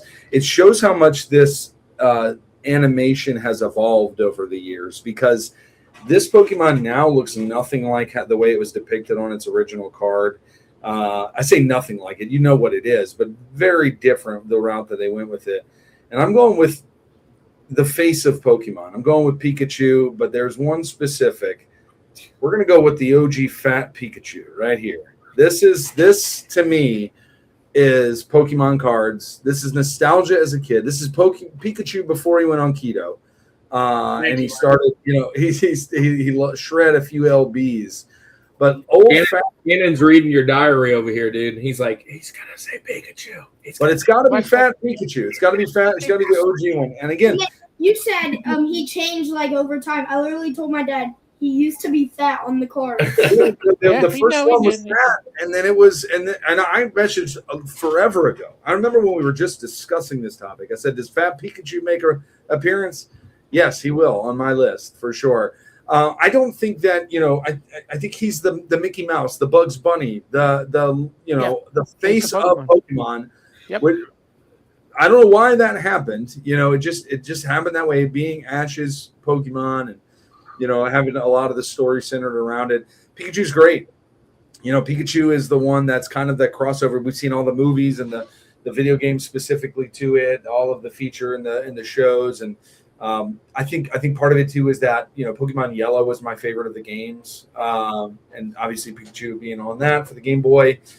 I just love it, and then it gives you it's a character attached to. The thing about watching the show, I was more of the show person, and I played the Game Boy games and certainly all the other games and stuff too, but definitely watched the show continuously. You would see these other Pokemon that were kind of again in the original 151, but you'd only see him on like one episode and like an off shot somewhere. You never really got to know, Tangela, or you never really got to know Scyther. You never really got to know some of these other Pokemon. Maybe an episode, but usually just kind of a shot of this Pokemon. Pikachu became part of your family, right? It was just because every episode involves Pikachu. Some of the most emotional moments in the Pokemon movies and the shows We're centered around Ash and Pikachu and all that kind of stuff. So, but when it comes to the card, I remember this one here. Nothing special about this card. It's literally a picture drawn of that on some forest background, but it's Fat Pikachu. It just makes me, it brings back so much nostalgia. So that's where I'm going to go. I'm not even a Pokemon guy, and I know this one. It's very important, the Fat Pikachu, and at least that one. And Pikachu, like, if you would have never told me, explained to me the game, or I watched the cartoon, I would have always thought he was one of the starters, one of those three guys, because he's like the guy 25 in everything. No, I meant like one of right. No, I know, but I'm Charmander, he's not even Bulbasaur or Squirtle or whatever. But I would have they always mention those three, which I put on the thumbnail. But yeah, he's the face, and I remember reading this, and the guys on the panel probably could help me with this even better. But he wasn't always supposed to be the face, right? Togepi was. Yeah. Was it you the one that told me that? Yeah. There was another one that was supposed to be. I watched the video on it. I was gonna say that it was supposed to be Togepi. Togepi? Yeah, I mean that's weird too. I got good news. Me and Max are heading back to Arcado and Trickham. Yeah, man, I can't wait to hang out with Max again. Awesome. Yeah. Well, Cannon's going to go to Decula, unfortunately. But did y'all ever hear that it was the face was not supposed to be Pikachu? Yeah. It was supposed to be at the start Togepi. Nice. That would have been Togo. I mean, it would make sense if Misty was the main character because she has a Togepi. Yeah. So, but Togepi was outside of the 151. Wasn't that 152? Wasn't that right after Mew? No, because they were in the Togepi was in the original cartoon. Give me a second. Togepi's not in the 151. Well, Togepi. Maybe it wasn't Togepi. I was thinking it was somebody else. You're right. No, because he's 175. He's 175. Oh, so yeah, even past that, yeah. Maybe. Yeah. But Togepi was in the movie. I thought it was supposed to be. Because Misty didn't initially have a Togepi, but she did it eventually. So. Maybe. Jigglypuff? Was it Jigglypuff? Maybe it wasn't Togepi. I could see Jigglypuff being the face. I think it might have been Jigglypuff. Oh no, it's Clefairy. Really? Clefairy was originally intended to be the main face, not Jigglypuff. Interesting. Clefairy was supposed to be the Pikachu. Yeah, Ash's first Pokemon in the anime was going to be a Clefairy. Yeah. That would have been tragic for so many reasons. So tragic. Yes, it would have. I mean, Clefairy's cool. I have a lot of Clefairy cards and Clefables, and Cleffa, but no, Ash and Pikachu were just work. Or Ash and Squirtle, Charmander, so the ones he's had. But Clefairy, Togepi worked with Misty. It's a cutesy baby Pokemon, so Misty and Togepi work. Clefairy was the face. This would have taken a turn to be a much more girly cartoon. Probably because it was in it, like it was action, lightning. It was something about that. It was cute enough to still be whatever, but yeah. Anyway, that's interesting. So big difference. All right, well, I'm gonna jump into mine. Yes, and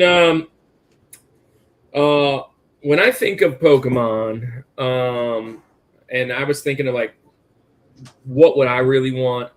Every time I go to like a comic, not a comic book, but like a coloring book, like Cannon's had several Pokemon coloring books. As soon as I see this character, that's the guy I want to color. I there's just something about him. I love it, and maybe because I named my kid after it, I'm going with Blastoise. And you mentioned it earlier with the two cannons, and I just love. I love the design of this guy. I love the idea of a turtle with cannons. That's just amazing.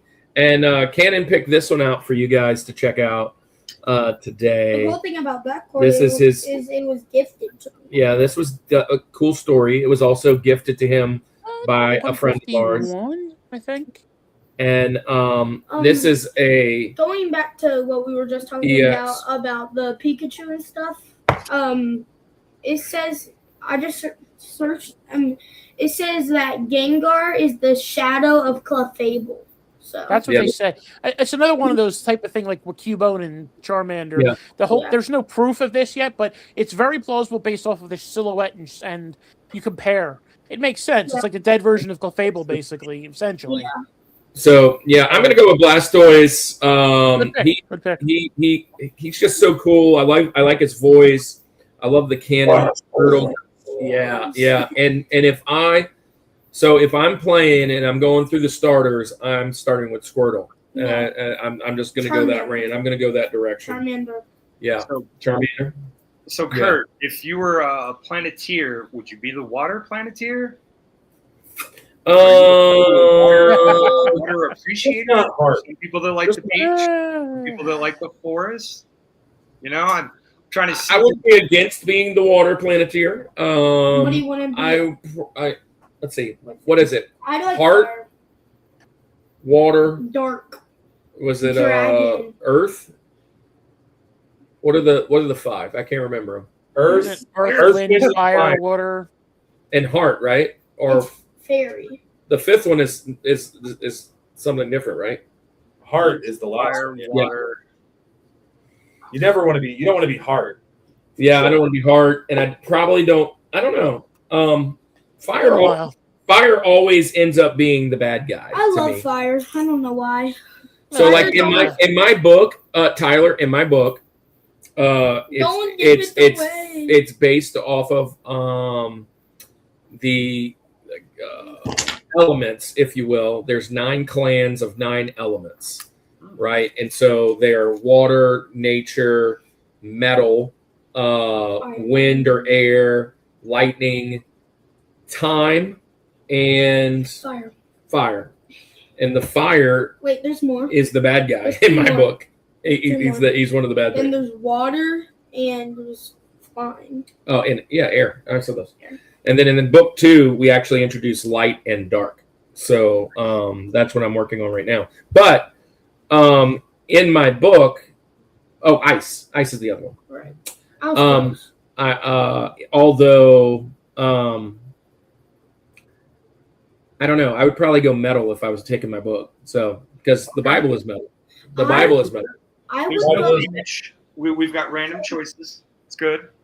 Since the grass is my favorite animal, which is the primals, which is primates, some monkeys, I would go the nature. Nature.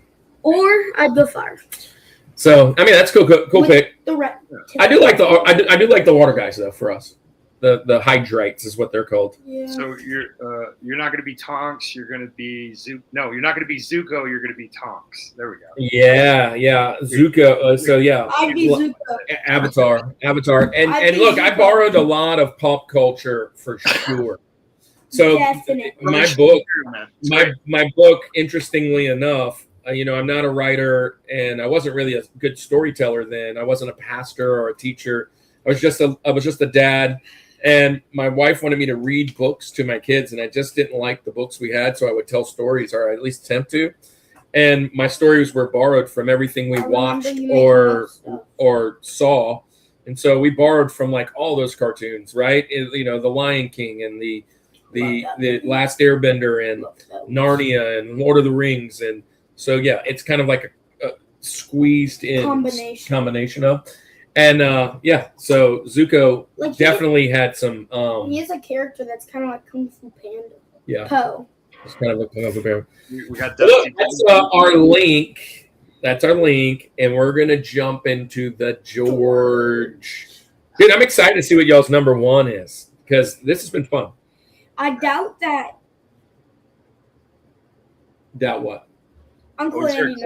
Or am I going? Oh no. Yeah, Tyler, let's go to you. Am I queuing up P4? Just so I have it all in queue for you. Next slide, please. You sunk my battleship. P4, my battleship. I want to delay though because yes, Dusty was digging through his binder. I'm like, ooh, what memory did we stir up? Now I was putting my Charizard, the one Charizard back, trainer. Well, following along with my criteria of what to pick. Your favorite thing should always be what you see yourself in the most. So, whether it be music or movies or whatever, represent your self-representation should kind of be your foundation for it. Because if you can't really see yourself in it, passion doesn't feel really all that real. You know, it's one of those things where start with yourself and then work outward.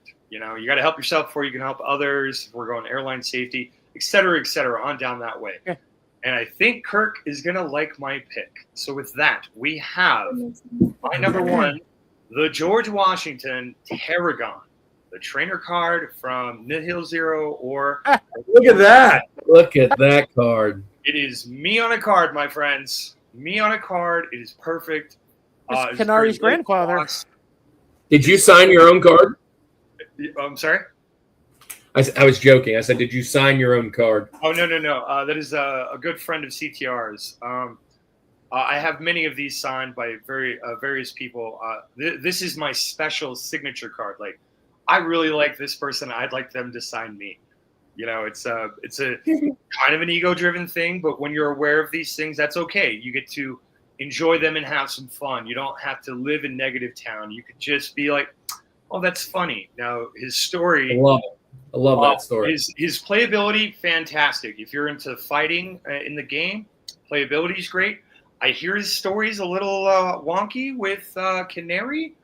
I don't want to ruin my own cards, so I'm like, it could be good, it could be bad. I'll never know. I don't He's care. your grandfather. I just want to enjoy the card. I want to get my beard like this. I don't care about the helmet though. That feels the little knobs on the beard is interesting, right? Like, take on the Clash of the Titans Greek curly beard. I kind of like the helmet though. The helmet's kind of cool. He's a flight miner, kind of fun. And then, of course, his name also lends into a joke. So with all of my picks, art should be multifaceted. You should see multiple things. It's not something, oh, that's nice you put on a shelf. It's something you grab off the shelf. You don't have to dust it because you're taking care of it every day. It helps when you see yourself in something like that. You have that connection, that real deep-seated connection with it. And, of course, the name is Heneghan. So his nickname is Bearded Spice or Basil Oregano. You know, you can learn all about the spice culinary world and talk about my man Heneghan. You know? Very nice. I love that. That's a good card. I do like it. Now I need one of those. Yeah. Do you like working with tools and stuff? Because I do see that back there behind him. Me, no. I'm a wordsmith. My college degree is in public relations, and then I have a second degree in graphic design. So I just like creating on a deadline. Nothing like a deadline to help you create a lot of things. So any medium. You created a fantastic Rushmore on a deadline. So way to go. It was easy. We'll come up with a good speech. I've seen the show, you know. Yeah, there you go. Listener, first time up here. Hey, Ebony Unicorn is in the chat here. What? Yeah, What? apparently. Nice. Hey, Yeah. show that other card back. Show that other card back. Oh, I took it off of there. If you load it back up, we'll throw it up there. Yeah. Let me slide over. Can I? Okay. Ebony Unicorn, welcome to the show. The majestical owner self showed up. Yes. He only has like 3 cards. My dad just searched them up, and that was one of the cards you saw, right? Yeah, Heneghan doesn't have that many cards, I only saw 2 on the but I do love it. There you go. Hey, there you go, Ebony Unicorn. This was earlier. This was his number 4? Yeah. Ebony has inspired me along the way to become I'm nervous. She's a celebrity, guys. She's a celebrity.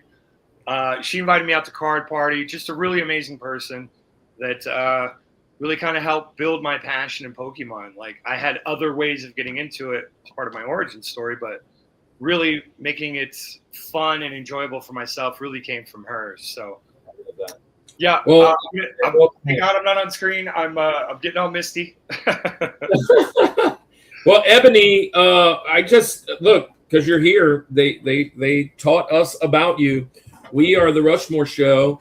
We rank our top 4 things, and we were going to have Dusty and a couple other PokeTubers on and kind of talk Pokemon.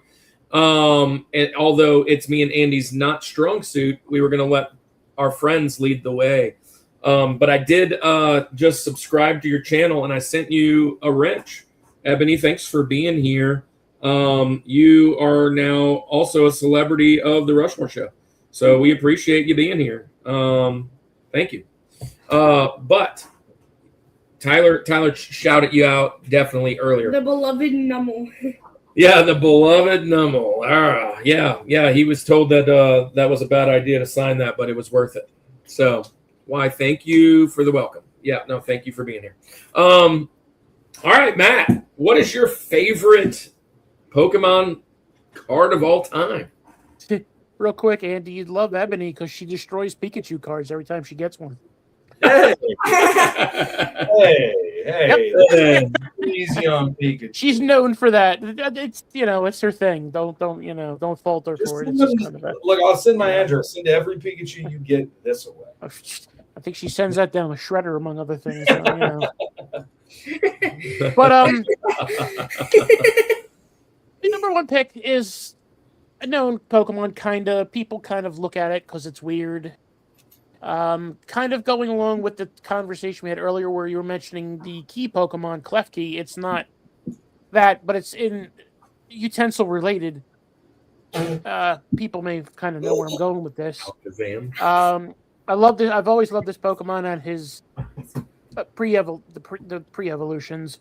And this card is just an amazing looking card, and it also has a couple guest stars in it. And that is the Spoon Man himself. Alakazam. Yes. And it's now he also has there's a Umbreon and also a Latios in the background as well. So it's an amazing set of cameos. But like the texture on this card is outrageous, among other things. And he's a psychic Pokemon who has spoons, and the spoons have a story that I could talk about, but it would get lost on most people because of the reference where it came from and what happened to this character, because he was actually missing from Pokemon for about 15 to 20 years after he first appeared back in the day because of a lawsuit. I love how his name's Mega. And that's an interesting story in itself as to why he went missing and what the relationship is with the person that's sued, because of obvious reasons. But that'll take up a little bit more time than we should probably have, so I don't want to really get into that right now.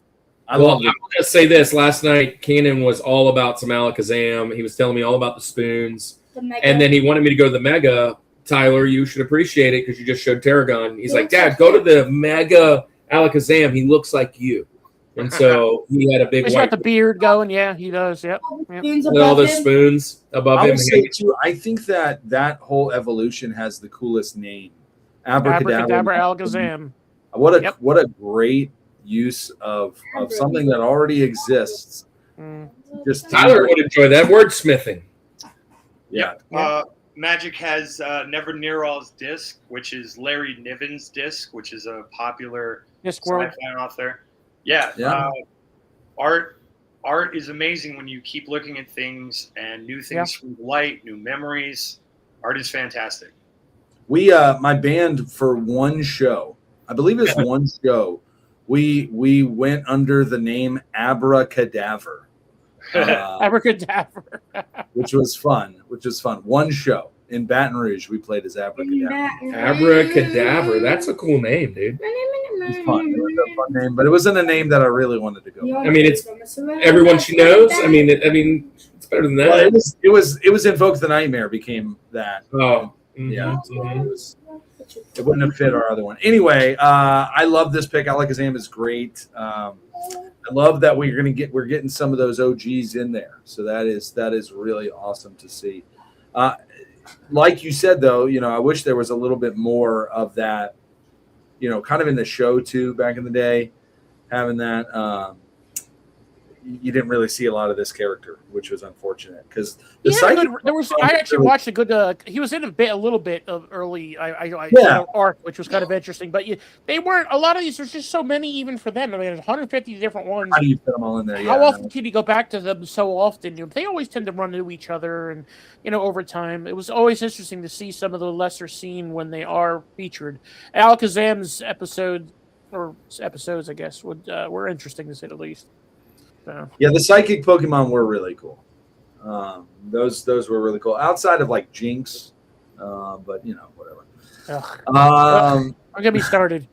So I don't know if you saw the comment, Andy, but yeah. I know Yeah. that's unfortunate. Everybody The Shredder. It's the shredder. Yeah. Yep. Laugh out loud.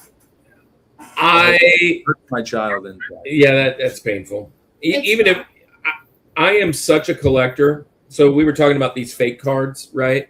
When the kids bring the cards to school, I cringe. He hates I cringe so much because I'm like, I don't care if it's a common card. I don't care if it's the like the card's not even worth the paper it's printed on.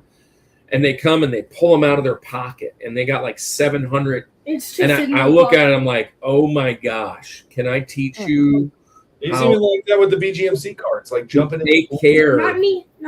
Take care of your cards. I take care of all. But as my a card cards. collector, and we do it with the Funko Pops. I know Andy, you like it to get them out, but it's just like if you're a collector, I just feel there should be, because I mean you spend money on it, right? And usually these kids, it's the parents' money, and so I remember that moment when I realized, man, I've got this big collection. I wish I would have took care of these as a younger kid. Look at all these cards. And so I like when we were in there going through his collection, I'm like, put those back up, put them back where they go. Let's put them away. Every single Funko Pop I want to open, he's like, keep it in the box. I mean, if he wants to open it, you can open it, but I mean, that's your loss. We've already talked about that. But I got one myself. Ebony.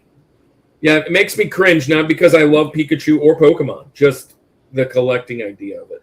But I guess it does make all the other Pikachus go up in price. You're eliminating. That emoji is crazy.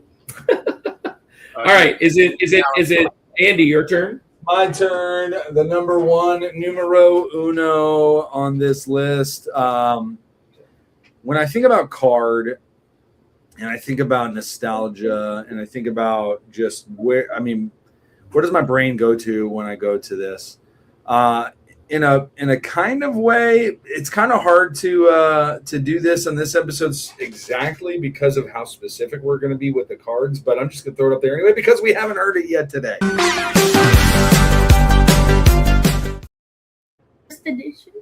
First edition.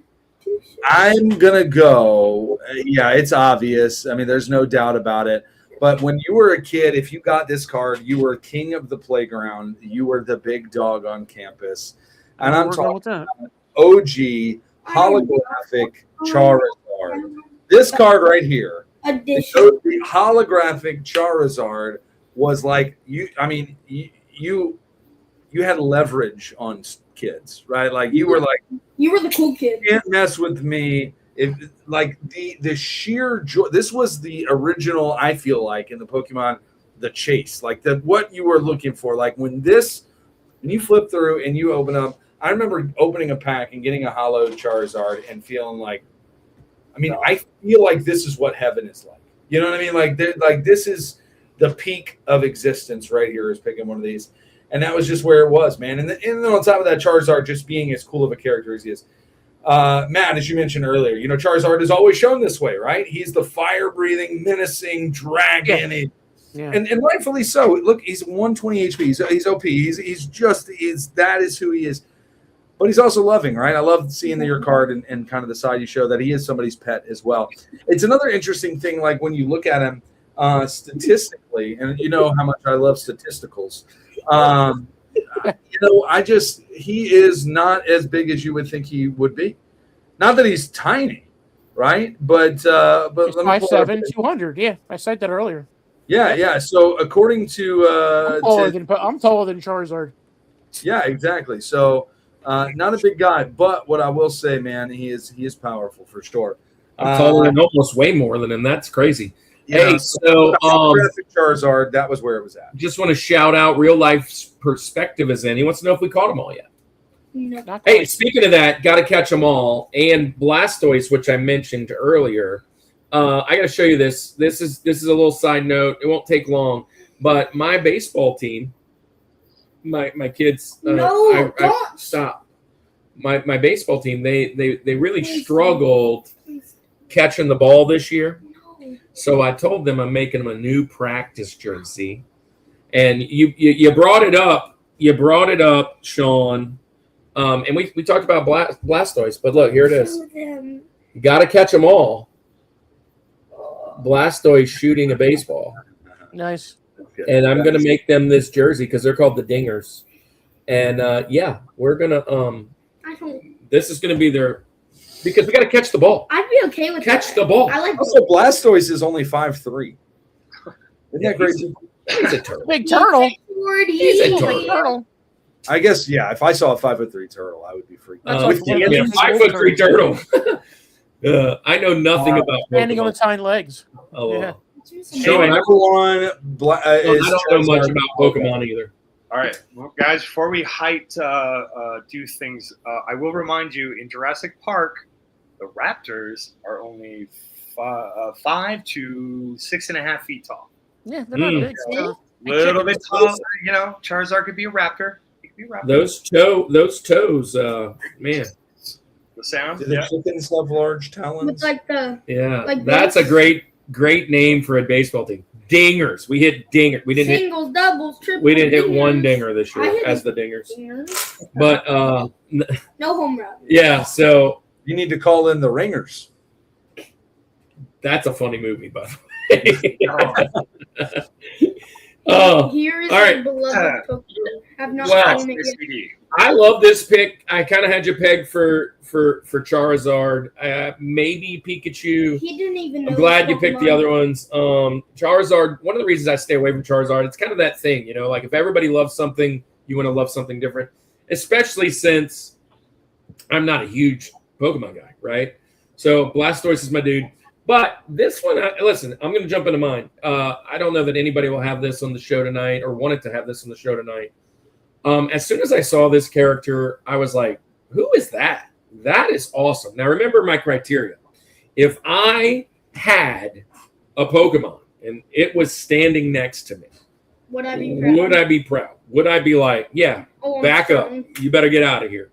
This guy, to me, is the coolest looking, the most menacing. I mean, he's based off of a lion, right? I'm going with Entei. Okay. Entei. I didn't have to even see the card.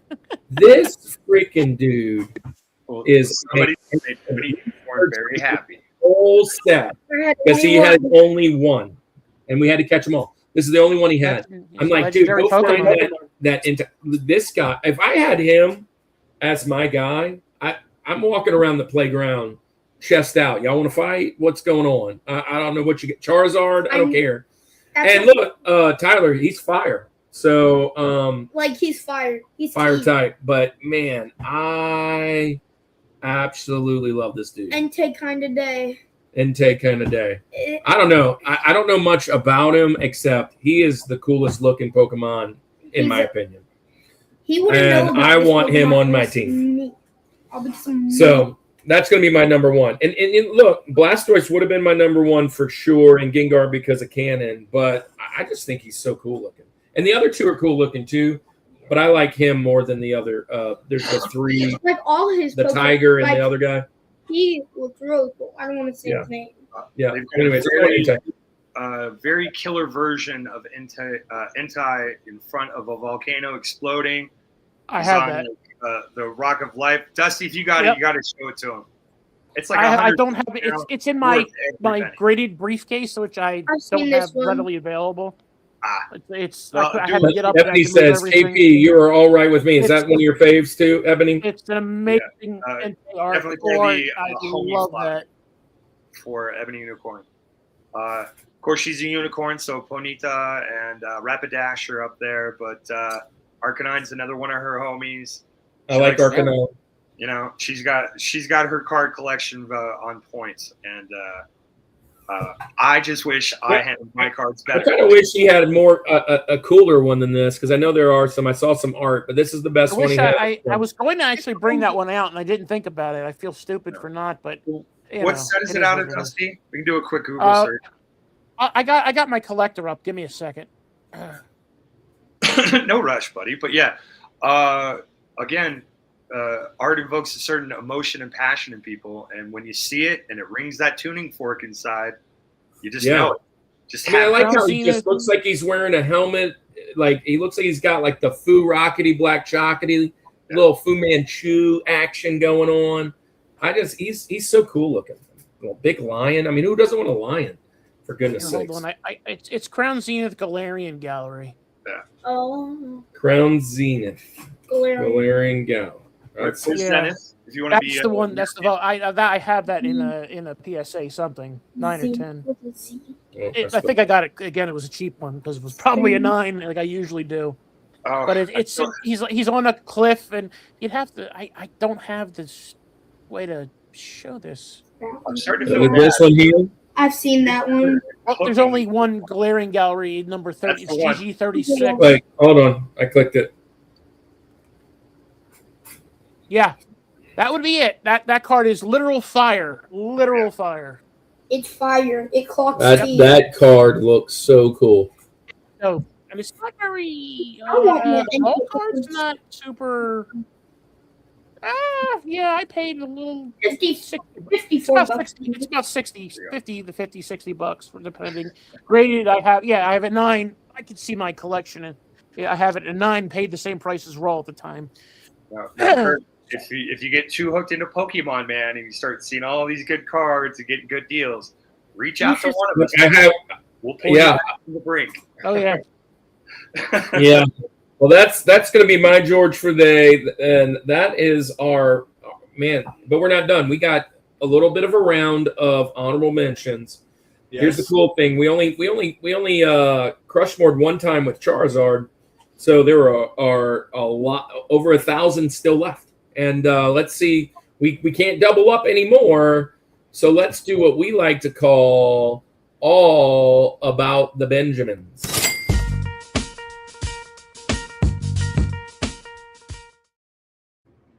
All About the Benjamins basically is our little fun way to add to the show. And today we're going to add some honorable mentions. The reason it's called Benjamins is because Benjamin Franklin was kind of considered to be the 5th guy on the mountain. So we want to know, Tyler, Matt, who missed your mountains today? It's a draft order. So it's Tyler, Matt, Andy, me, and then me, Andy, Matt, Tyler, Matt, Andy, me, Andy, Matt, Tyler. So Tyler, you're going to get the first pick and the last pick of the draft. And this one doesn't have to go so into it. Just kind of shout out one. We'll look it up. We'll see it, and then we'll just kind of move along. All right. But let's see what you got. Yep, we're going to get 4, but it's one at a time. Okay. But here's the cool thing: if you think. I had like 8, and I was like, "Well, I could get 4 done real quick." But we'll here's the thing: if one of them is taken, then you can't. So you get like 8 in case something's taken. Okay, I got you. You know what I mean? Because we're drafting. Well, if we need to shorten up for time, we can, or maybe you guys will be cool enough to have me back. I'd love to come back. So first one up for my alternate pick. Now, criteria was a choice. I love jokes and puns, movie references. It's like a tick for me. So there are certain cards that you can pull that will do this for everybody. And my pick is a Spiel. This particular Spiel is from Chinese gem set or something else like that. But I pulled 2. And each and every time with Spiel, well, you know the song, Spiel, I've been kissed by a rose on the gray. It is PA3, if you're looking for it. Andy. Yeah. It's a bad joke. But look at the guy. He's hanging out in the water. He's having fun. It's a good That is a cool card there. Get a little song out of it. You know, you got a song in your heart and you see the card, sing it out loud. Why not? I tease, but that was me making the sounds, by the way. And it was the computer, not me. No, it wasn't me making that sound. It was the computer. You know what I mean? Excuse you. Really. Maybe it was. Who knows? But it's cute. I do like a lot of cute Pokemon too, and it was just funny. It just cracked me up. I like your joke was the funny part more than anything. I like the superimposed Pokeball kind of in the background The of the Master bottom. Ball, you mean? Yeah, they're Chinese gem set or the Chinese, even American have them. Then some of the newer sets have it too. They went away from the initial Pokeball style from prismatic. Now there's a couple different styles that they went through, and some are good, some are bad. These aren't bad. These are pretty cool because they're very visible. I like them. I love that. it. I have a ton That's of a cool those. card. All right, Matt, what's your next one? My next one is a very well-known Pokemon. I have two versions if I want to show you real quick. I have the Japanese version and I have an American version, but the American version is in a what I call an extended frame because you can buy frames and holders like this and artwork that further extend on the card to make it just cooler. And it's a card I really like. I have to pull both versions. So I'll show you the Japanese version first. Psyduck. Son of a Psyduck. Psyduck. Psyduck. My filter, yeah. This is from Ascended Heroes. Well, this one's from I've seen the Japanese Ascended where it, like, Heroes. extends the card art. Yeah. But the English version I have in a extended, Yeah. so it matches the art to the rest of the card. It's just Wow, that's awesome. play piece. I have a few like that. I have another one I'm probably going to show that's kind of like this too. You'll get to see that hopefully. So, but the Psyduck is a cool card. Just a fun thing. When you mentioned Cubone, Andy, and I said that there was like a cult following for some, and it's kind of Psyduck was the other guy I was thinking of. Yeah. He's one of the ones of the few. His brain always hurting. Yeah. All right, so what's your next criteria for Benjamins? But I'll just say this: I'm not picking specific cards. I'm just rounding out my Pokemon team now with my favorite Pokemon. I'm just going to go off the rails here, and I wanted to make this in my top 4 because he's my favorite Pokemon of all of them, and I'm going with my spirit animal, Snorlax. Yes. Is on my list. I I mentioned it earlier. He's on a short list. I love Snorlax. Absolutely. That's a great pick. And yeah, That's his spirit. it's like my spirit animal too. Yeah. But But goes to sleep. That's his kind of what he does. so these next two, He's been stuck. I had them in my top 4 for a little bit, trying to figure out how I wanted to map them out, and I picked Greninja and obviously the other ones for a reason. Stuff like that. But these two are really close. I mean, if I'm building a team, right? If I have these 4 and these guys too, I'm just excited. I am excited. Well, in the games you get to pick 6. Right. So here's my first 6. Right. So I'm going Lucario, and this is that pick that Cannon's favorite Lucario card he has, and then good one. Yes. Gyarados. That one I And- pulled out of that. Gyarados. I love that. And I pulled my, those that two card. together. I mean, Probably like, my favorite the Lucarios. most impressive, at least in the originals, evolution. What Gyarados comes from is pretty crazy. yeah, Magikarp. that's- Where Gyarados comes Magikarp. from, I love Magikarp. Everybody wants to diss on the Magikarp, Carp. It's just a fish, but then the right circumstances, Gyarados. Can't I Yeah. love Magikarp. You got to swim upstream before they change if you ever saw the cartoon. Magikarp is at my top 4. yeah. So love yeah, that. I'm gonna go with that. So I'm filling out this team really well, I think. Yeah, but I'm going to fill it out better because I'm going to go Mewtwo for my next pick. Mewtwo. Yeah. Gotta make it It's up too easy there. for me. I couldn't do it. Well, But I will it's a take perfect the pick. No, I love Mewtwo, like I said. So good pick. I'll take the low-hanging fruit, but I'm going to go Mewtwo for sure for my next one. He's too obvious. Yeah. All right, Matt, back to you. Now, what's your next pick? And I'm going on the art still, like I said, and this is going to go off of not only the extended art frames like I showed you with the Psyduck, but this is also what they call connecting arts, which is 2 or more cards that connect to form a picture. And if anybody knows, I hate this camera, that this is a trainer parent and this is a Suian Growlithe, right? Yep. And she's taking a picture of it, and it's the way the cards connect. And the That's frame's really extended, cool. obviously. That's That's so the cool. Growlithe, but she's taking the picture up top, and you can see, That is awesome. they extend the art, so it's cohesive, and it's just cool. Really I just cool. love it. Really, Another really nice display piece. Pull those 2 separately and completely different times in a matter of a month. I'm just like, oh, awesome! I completed it. So yeah. I like 'em. All right, cool deal. All right, Tyler, you get back-to-back picks now, man. What's your next one? Oh, geez. Well, in considering all of this, as an artist myself, I find art is broken down into two things. It's either impression or expression. Either you're feeling something or you're emoting something, right? Talking about the fake card earlier, and I encourage anybody to find a way to healthily express themselves and appreciate what they've got. It restores faith, it cures ailments, it makes days better, whether it be music or writing or painting. If it makes your soul feel good, do it.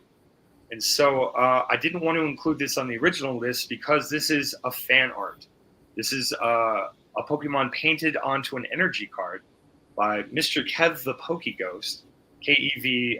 I'll probably drop it. You know, I like pimping out other people, but nothing for me. I'm good. I'm like the A-team. You can find me. All right, now I'm off the rails. Okay, Andy, if you could cue up PA4 for me. What I love about this is I have no passion or feeling behind Gengar, but I asked for Gengar on the beach. Like, I had this idea of like a moonlit silhouette. He's in a beach chair, or a bright sunny day. He's in a beach chair. He's got a drink, the umbrellas on it. He's on the beach having a good time. I gave that art instruction to Kev. Kev whipped out a 1920s swimsuit Gengar. It's epic. So, sorry, Kurt, I forgot your son's name. I keep wanting to call him Connor. Cannon, like Cannonball. Cannon. Sorry, Cannon. I'm an old man. Bear with me. But Cannon, I really appreciate your Gengar art. So, man, if you got a bunch of energy cards and some markers, you got a bunch of energy, brother, maybe try to impress your friends with your art, man. You could fail. You could succeed. The only way you can find out is to try. And I'm really happy my friend. He loves the draw and color and write. And there you go, it. bud. That is so cool. You could do Pokemon in other ways. Speaking of that, I'm very touched that my friend Kev painted me this card, and it is the second best card in my collection. My first one's a whole different story. You can find me on a stream. I'll tell you about it. Yeah, art is subjective. Art is personal, but we wanted to talk about Pokemon art, so maybe we'll just throw this one. That's really cool. Absolutely love that one. That's dope. That's dope. That was really cool. Uh-huh. All right, so you get another one now too, because you do go back to back. Wait. Oh. So I can't find it, Tyler. But during COVID, I did the outlines for him for this, but he drew this. Oh, dude, very nice. And he made it a zombie Flash, and then I just outlined it. He painted it and kind of drew it off of another picture. Then on the I have another one. It was John Cena. He did a John Cena one that I helped him paint. Oh, you're holding it up right there. Huh? You're holding it up right there. If it's John Cena. Oh yeah. Right there. It's this one right here. Eddie got This me one. too. I'll show you. John Cena. But Right Cannon, excellent shading on that, my friend. Shading's all depth and everything else. So that's some killer work. If I'm queued up next, it's another quickie. Next for me, Andy, is Here's another one from COVID. He's got Wolverine too. Nice. Love that. I'll queue up your next one, Tyler. Is it the Z? Yeah. Jeez. That's cool too. My brother was like we are VR troopers. All right. VR troopers and a Wayne's World reference. Tyler, I didn't think I could like you any more than I did. I'm your old bearded, I'm your old bearded man of your dreams. All right. wow. Okay. I wanted to keep it cost efficient. Kirk was also talking about the price of these things. Get your kids hooked on cardboard so they don't have money for drugs. It's kind of the good PSA of Pokemon. But every once in a while, because there is some inherent flaws and hacks and all of that other stuff, life is what it is. You know, we can make it better, but we choices, right? So this I pulled last Friday on DTR Live. Only one 151 I ever bought. And the result was the rarest God pack to get, apparently. Yeah, that is. So grand total for all three of these cards is right around $690. And it's a connecting art. You have the card on the left is the bottom, the card in the middle is the middle, and the Charizard goes on top. And I love that. It's 151. they're fun. They're holographic. Great I'm set. gonna get them signed by somebody because No, please don't. Of all the cards to get signed. they're not for the they're value. not art until they're signed, buddy. Uh, That's how I collect. I only have the one. I have the Charizard. I don't have the other two, so I'm jealous on top of that. Just sign them over the case. Nope, it's got to be on the card, buddy. The case is No. destroyed. The card has got Sign to him be on the there. back. Sign him Oh, on I the back. turned of into the that card. surprise villain of the Ebony says, "Do not sign them." Oh, I'll give you proxies in exchange if you give me those. If you give me the Charmander and Charmeleon, I'll give you proxies, and you can you can sign those, please. Don't deface those cards. Grand total is $105 I have into these, so some offer like that I might entertain. But this is my fun. This is my enjoyment of my collection, and it makes it very memorable for other people. Usually, It's it torturing takes off some their of us. hearts and other things. So, sometimes you can get lucky in Pokemon, and you can either cherish it, you can revel in it, or you can sell it off, and hopefully you can find some peace somewhere else. I love that. That's my I love almost that. I just want it for my collection, frankly, because I collect Charizards. Jeez. You pulled the hardest demigod pack of the ones for 151 because the one I see the most of is the Blastoise one, which I just saw recently again. I don't think I've ever seen it. I missed the CTR stream. I don't know what I was probably unconscious. That's rare to see the Charizard demigod pack from 151. Those 3 cards. When he hit that first card, you must have been like, "Uh-oh," because that's not in the right order. So that's an amazing pull, to say the least. So. It was a 72-hour luck streak, so that was the tail end. I pulled 2 Dragonite SIRs the day before, BWR Rush Round, Zekrom Secret Art from Blackpool, and then the Mega Gengar SIR, the Mega Attack Rare, and the Psyduck out of one Mega Dream box. The $1,300 Gengar? It was the Japanese one, so $450. Oh, well, that's still up there. It's still not cheap, but geez, just an amazing luck streak. I thought, I started saying secret things in my head and doing certain rituals, like, what's happening in my life? Is something crazy going to happen other than this? You give me a last taste of joy here. So it was a very scary time, but a very enjoyable time. But you were speaking to Nicolas Cage again. All your friends, things can wildly get out. Too much of a good thing can always get wildly out of control. Yes, I had a streak like that, and it died. It, enjoy it. Savor it. Might not happen for a while. Yeah. Yep. All right, Matt, we're back to you. Which one that didn't make your list, but should have? I think it's another one that people hate more than like, underappreciated. I think it's cool. It's one of the few, if not 2 Pokemon that is made of money. So, Goldengo. Goldengo, yeah. Mm-hmm. I love him. He's one of the many also Goldengo got cards I have. Quite a little bit of a following now. I say now. Well, he in the actual playing of the game, his card, the one card which I have, it's a regular-ish card, it was very powerful. It still is. So it's a very hated card for that reason too, because if somebody whips out a Goldengo deck, you're done basically. If I can't remember if it's still in play or not, I don't know. I don't play. Isn't that the Goldengo? Ebony says, "I like cheese string man." That's what they that's another nickname they call him, cheese string man or string cheese man. Isn't that card of Goldengo the one that's like the 2 cards with his Gimmicks on the bottom? I don't know where I have like a couple. I have so many cards I can't find. They're not grouped together quite yet. And I had the Gimmighoul and more Goldengos. I had a better Goldengo to show, but I don't have it. I mean, it's a myriad of the tens of thousands of cards that I'm still going through. So, You should get an extension case for that. That's not a real valuable card. It's more valuable to me because I love the character. So, Yeah. It is what it is. The character's just real cool. Yeah, he's kind of cool looking.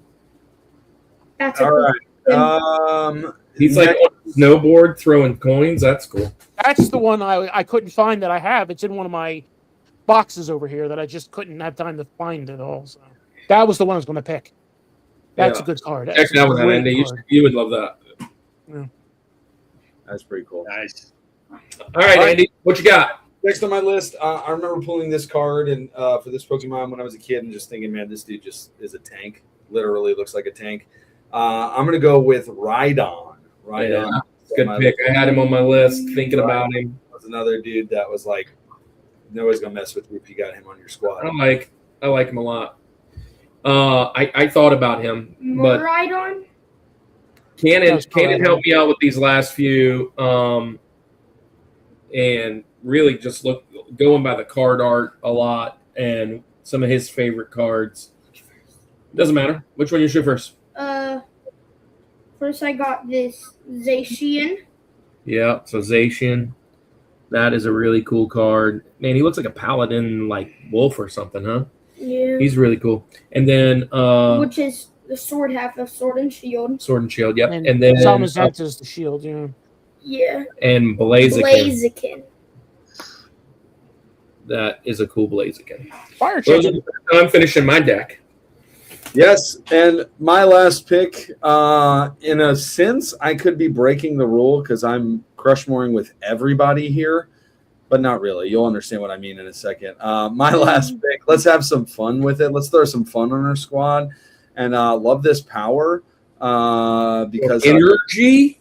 I'm going to go Ditto for my last pick. Yeah. I remember the original card that was like a CGI looking Ditto thing. It was like back of the old, totally a different animation set. It's like they took it from something completely different and just stuck it on a card. Really cool.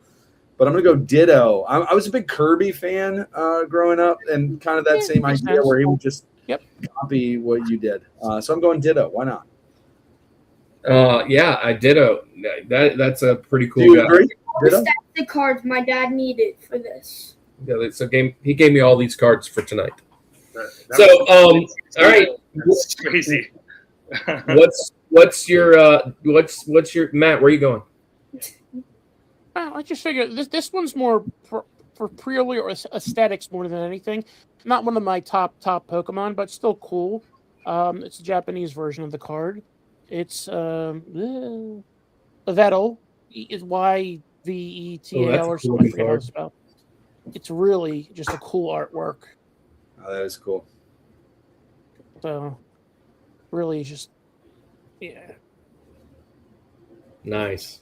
The sleeve, but yeah, it's a so shiny card. It's the This is Japanese version. I thought it was Chinese. All right, Tyler, you get our last pick, the last one today. What we got? Okay, it's a twofer for it. This goes back to actual Pokemon art. If you'll queue up 29 for me, bud.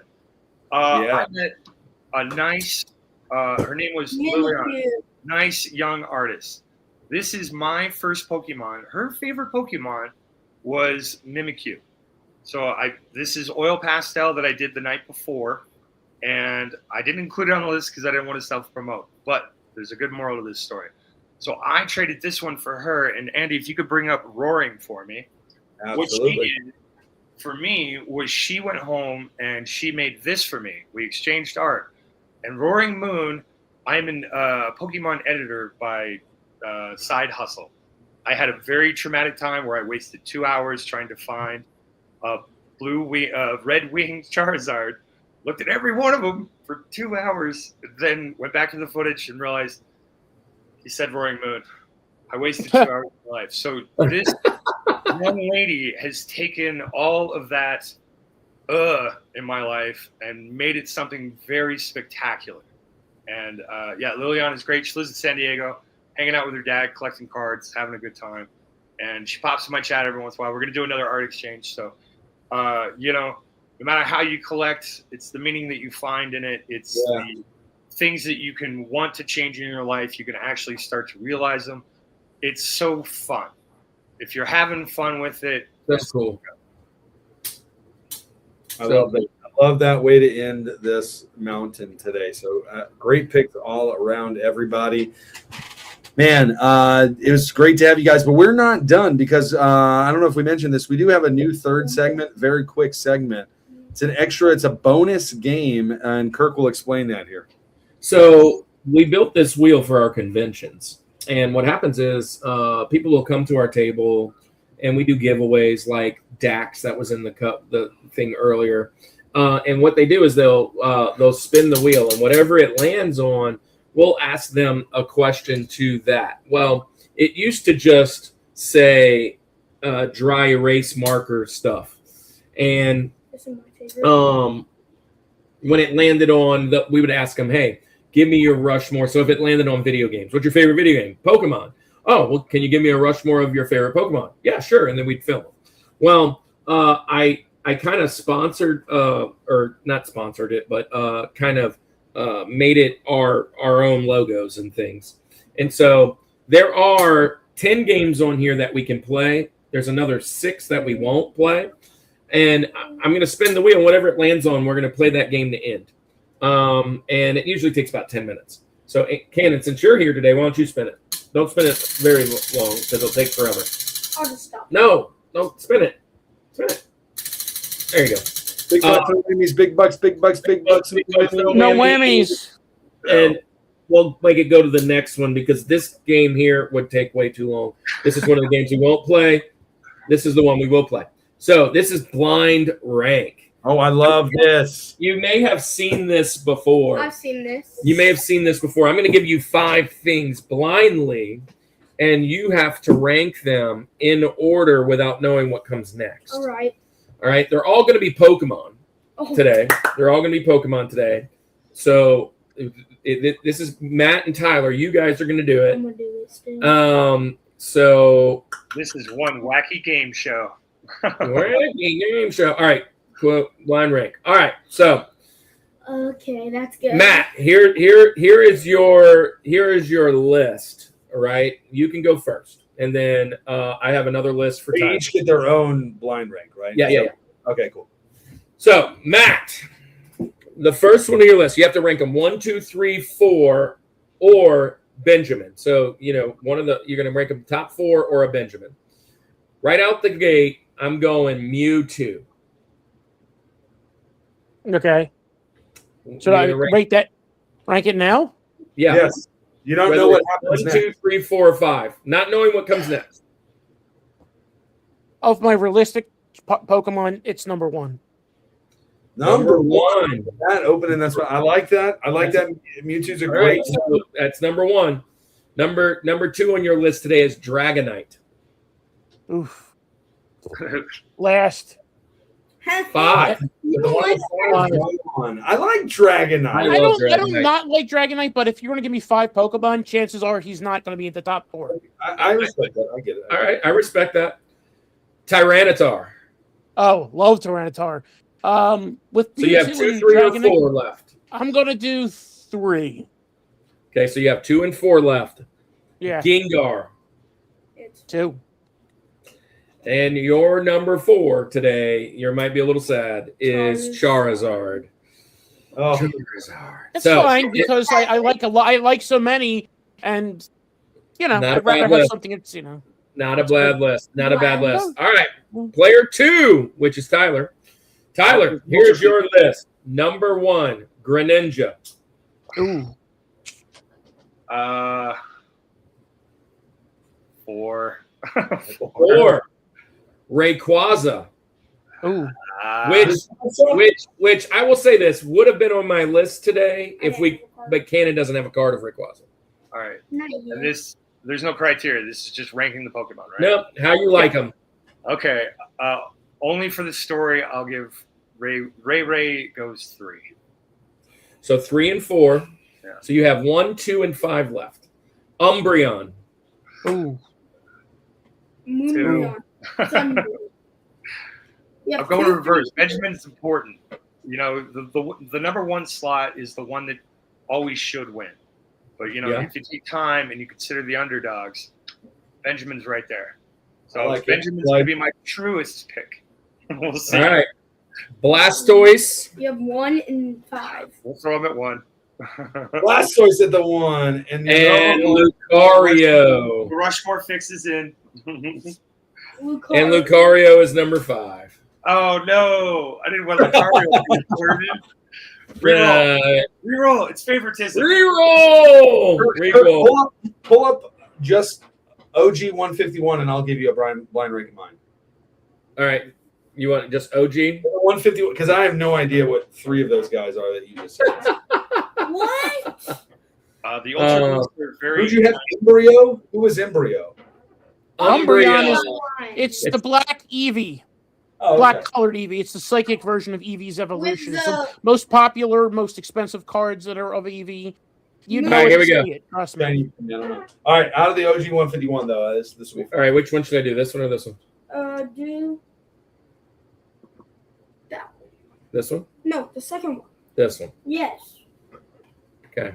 Just I think we should do this one. end off with that if you do. I think we should do this one. Okay, do it. All right. You ready? Yeah. 151. OG. Number 5. Not number 5. Not number 5. But your first out of the 5. Mewtwo. Oh goodness. Give me the 2. Give me the 2 for Mewtwo. Two. Lapras. Mew 3. Ooh. I feel like you're going to come worse than Lapras, so I'm going to go 4 to be safe on Lapras. Snorlax. Oh, 1. Easy. See, I said 1 easily. So I got the 3 Yeah. and the Yes. Charizard. 3. That's painful, but And, I like it. Snorlax, Mewtwo, Charizard. I mean, that's and I'm last, so disappointed. I'm last so is Gengar. Ooh. Well, I love my list. Actually, I would put Gengar above Lapras. They're all I thought good, you would but yeah. come worse than Lapras. I thought you'd Yeah. come worse than Lapras, but I my top 3 are solid. So I the would've other flipped list, Lapras the to last other year. list was Blastoise, Dragonite, Arcanine, Scyther, and Scyther and Pikachu. That's a good list too. So, Mr. Zard's Mix, welcome in. Welcome in, man. Thanks for being here. Nice to meet you. So we're actually ending the show. G'day, all. As we end the show, as we always do, guys, can you tell them about your corner of the internet? Tyler, you can go first. I have a very small. I paint on live stream and I sing karaoke for my videos. I'm a retiree, just trying to make a fun bit of life while I can. And you can find me. Otherwise, I'll probably be in somebody's chat. Say hello. Tyler, Drop a Tyler, I do have a question. Aside from Pokemon, What do you play? aside from Pokemon, if you were to do another show, would you like movies, music, or video games? Because we need to have you back on. Music, if you want to get esoteric. Movies would probably be if you wanted to do an enduro stream. Yeah. Yeah, So- definitely.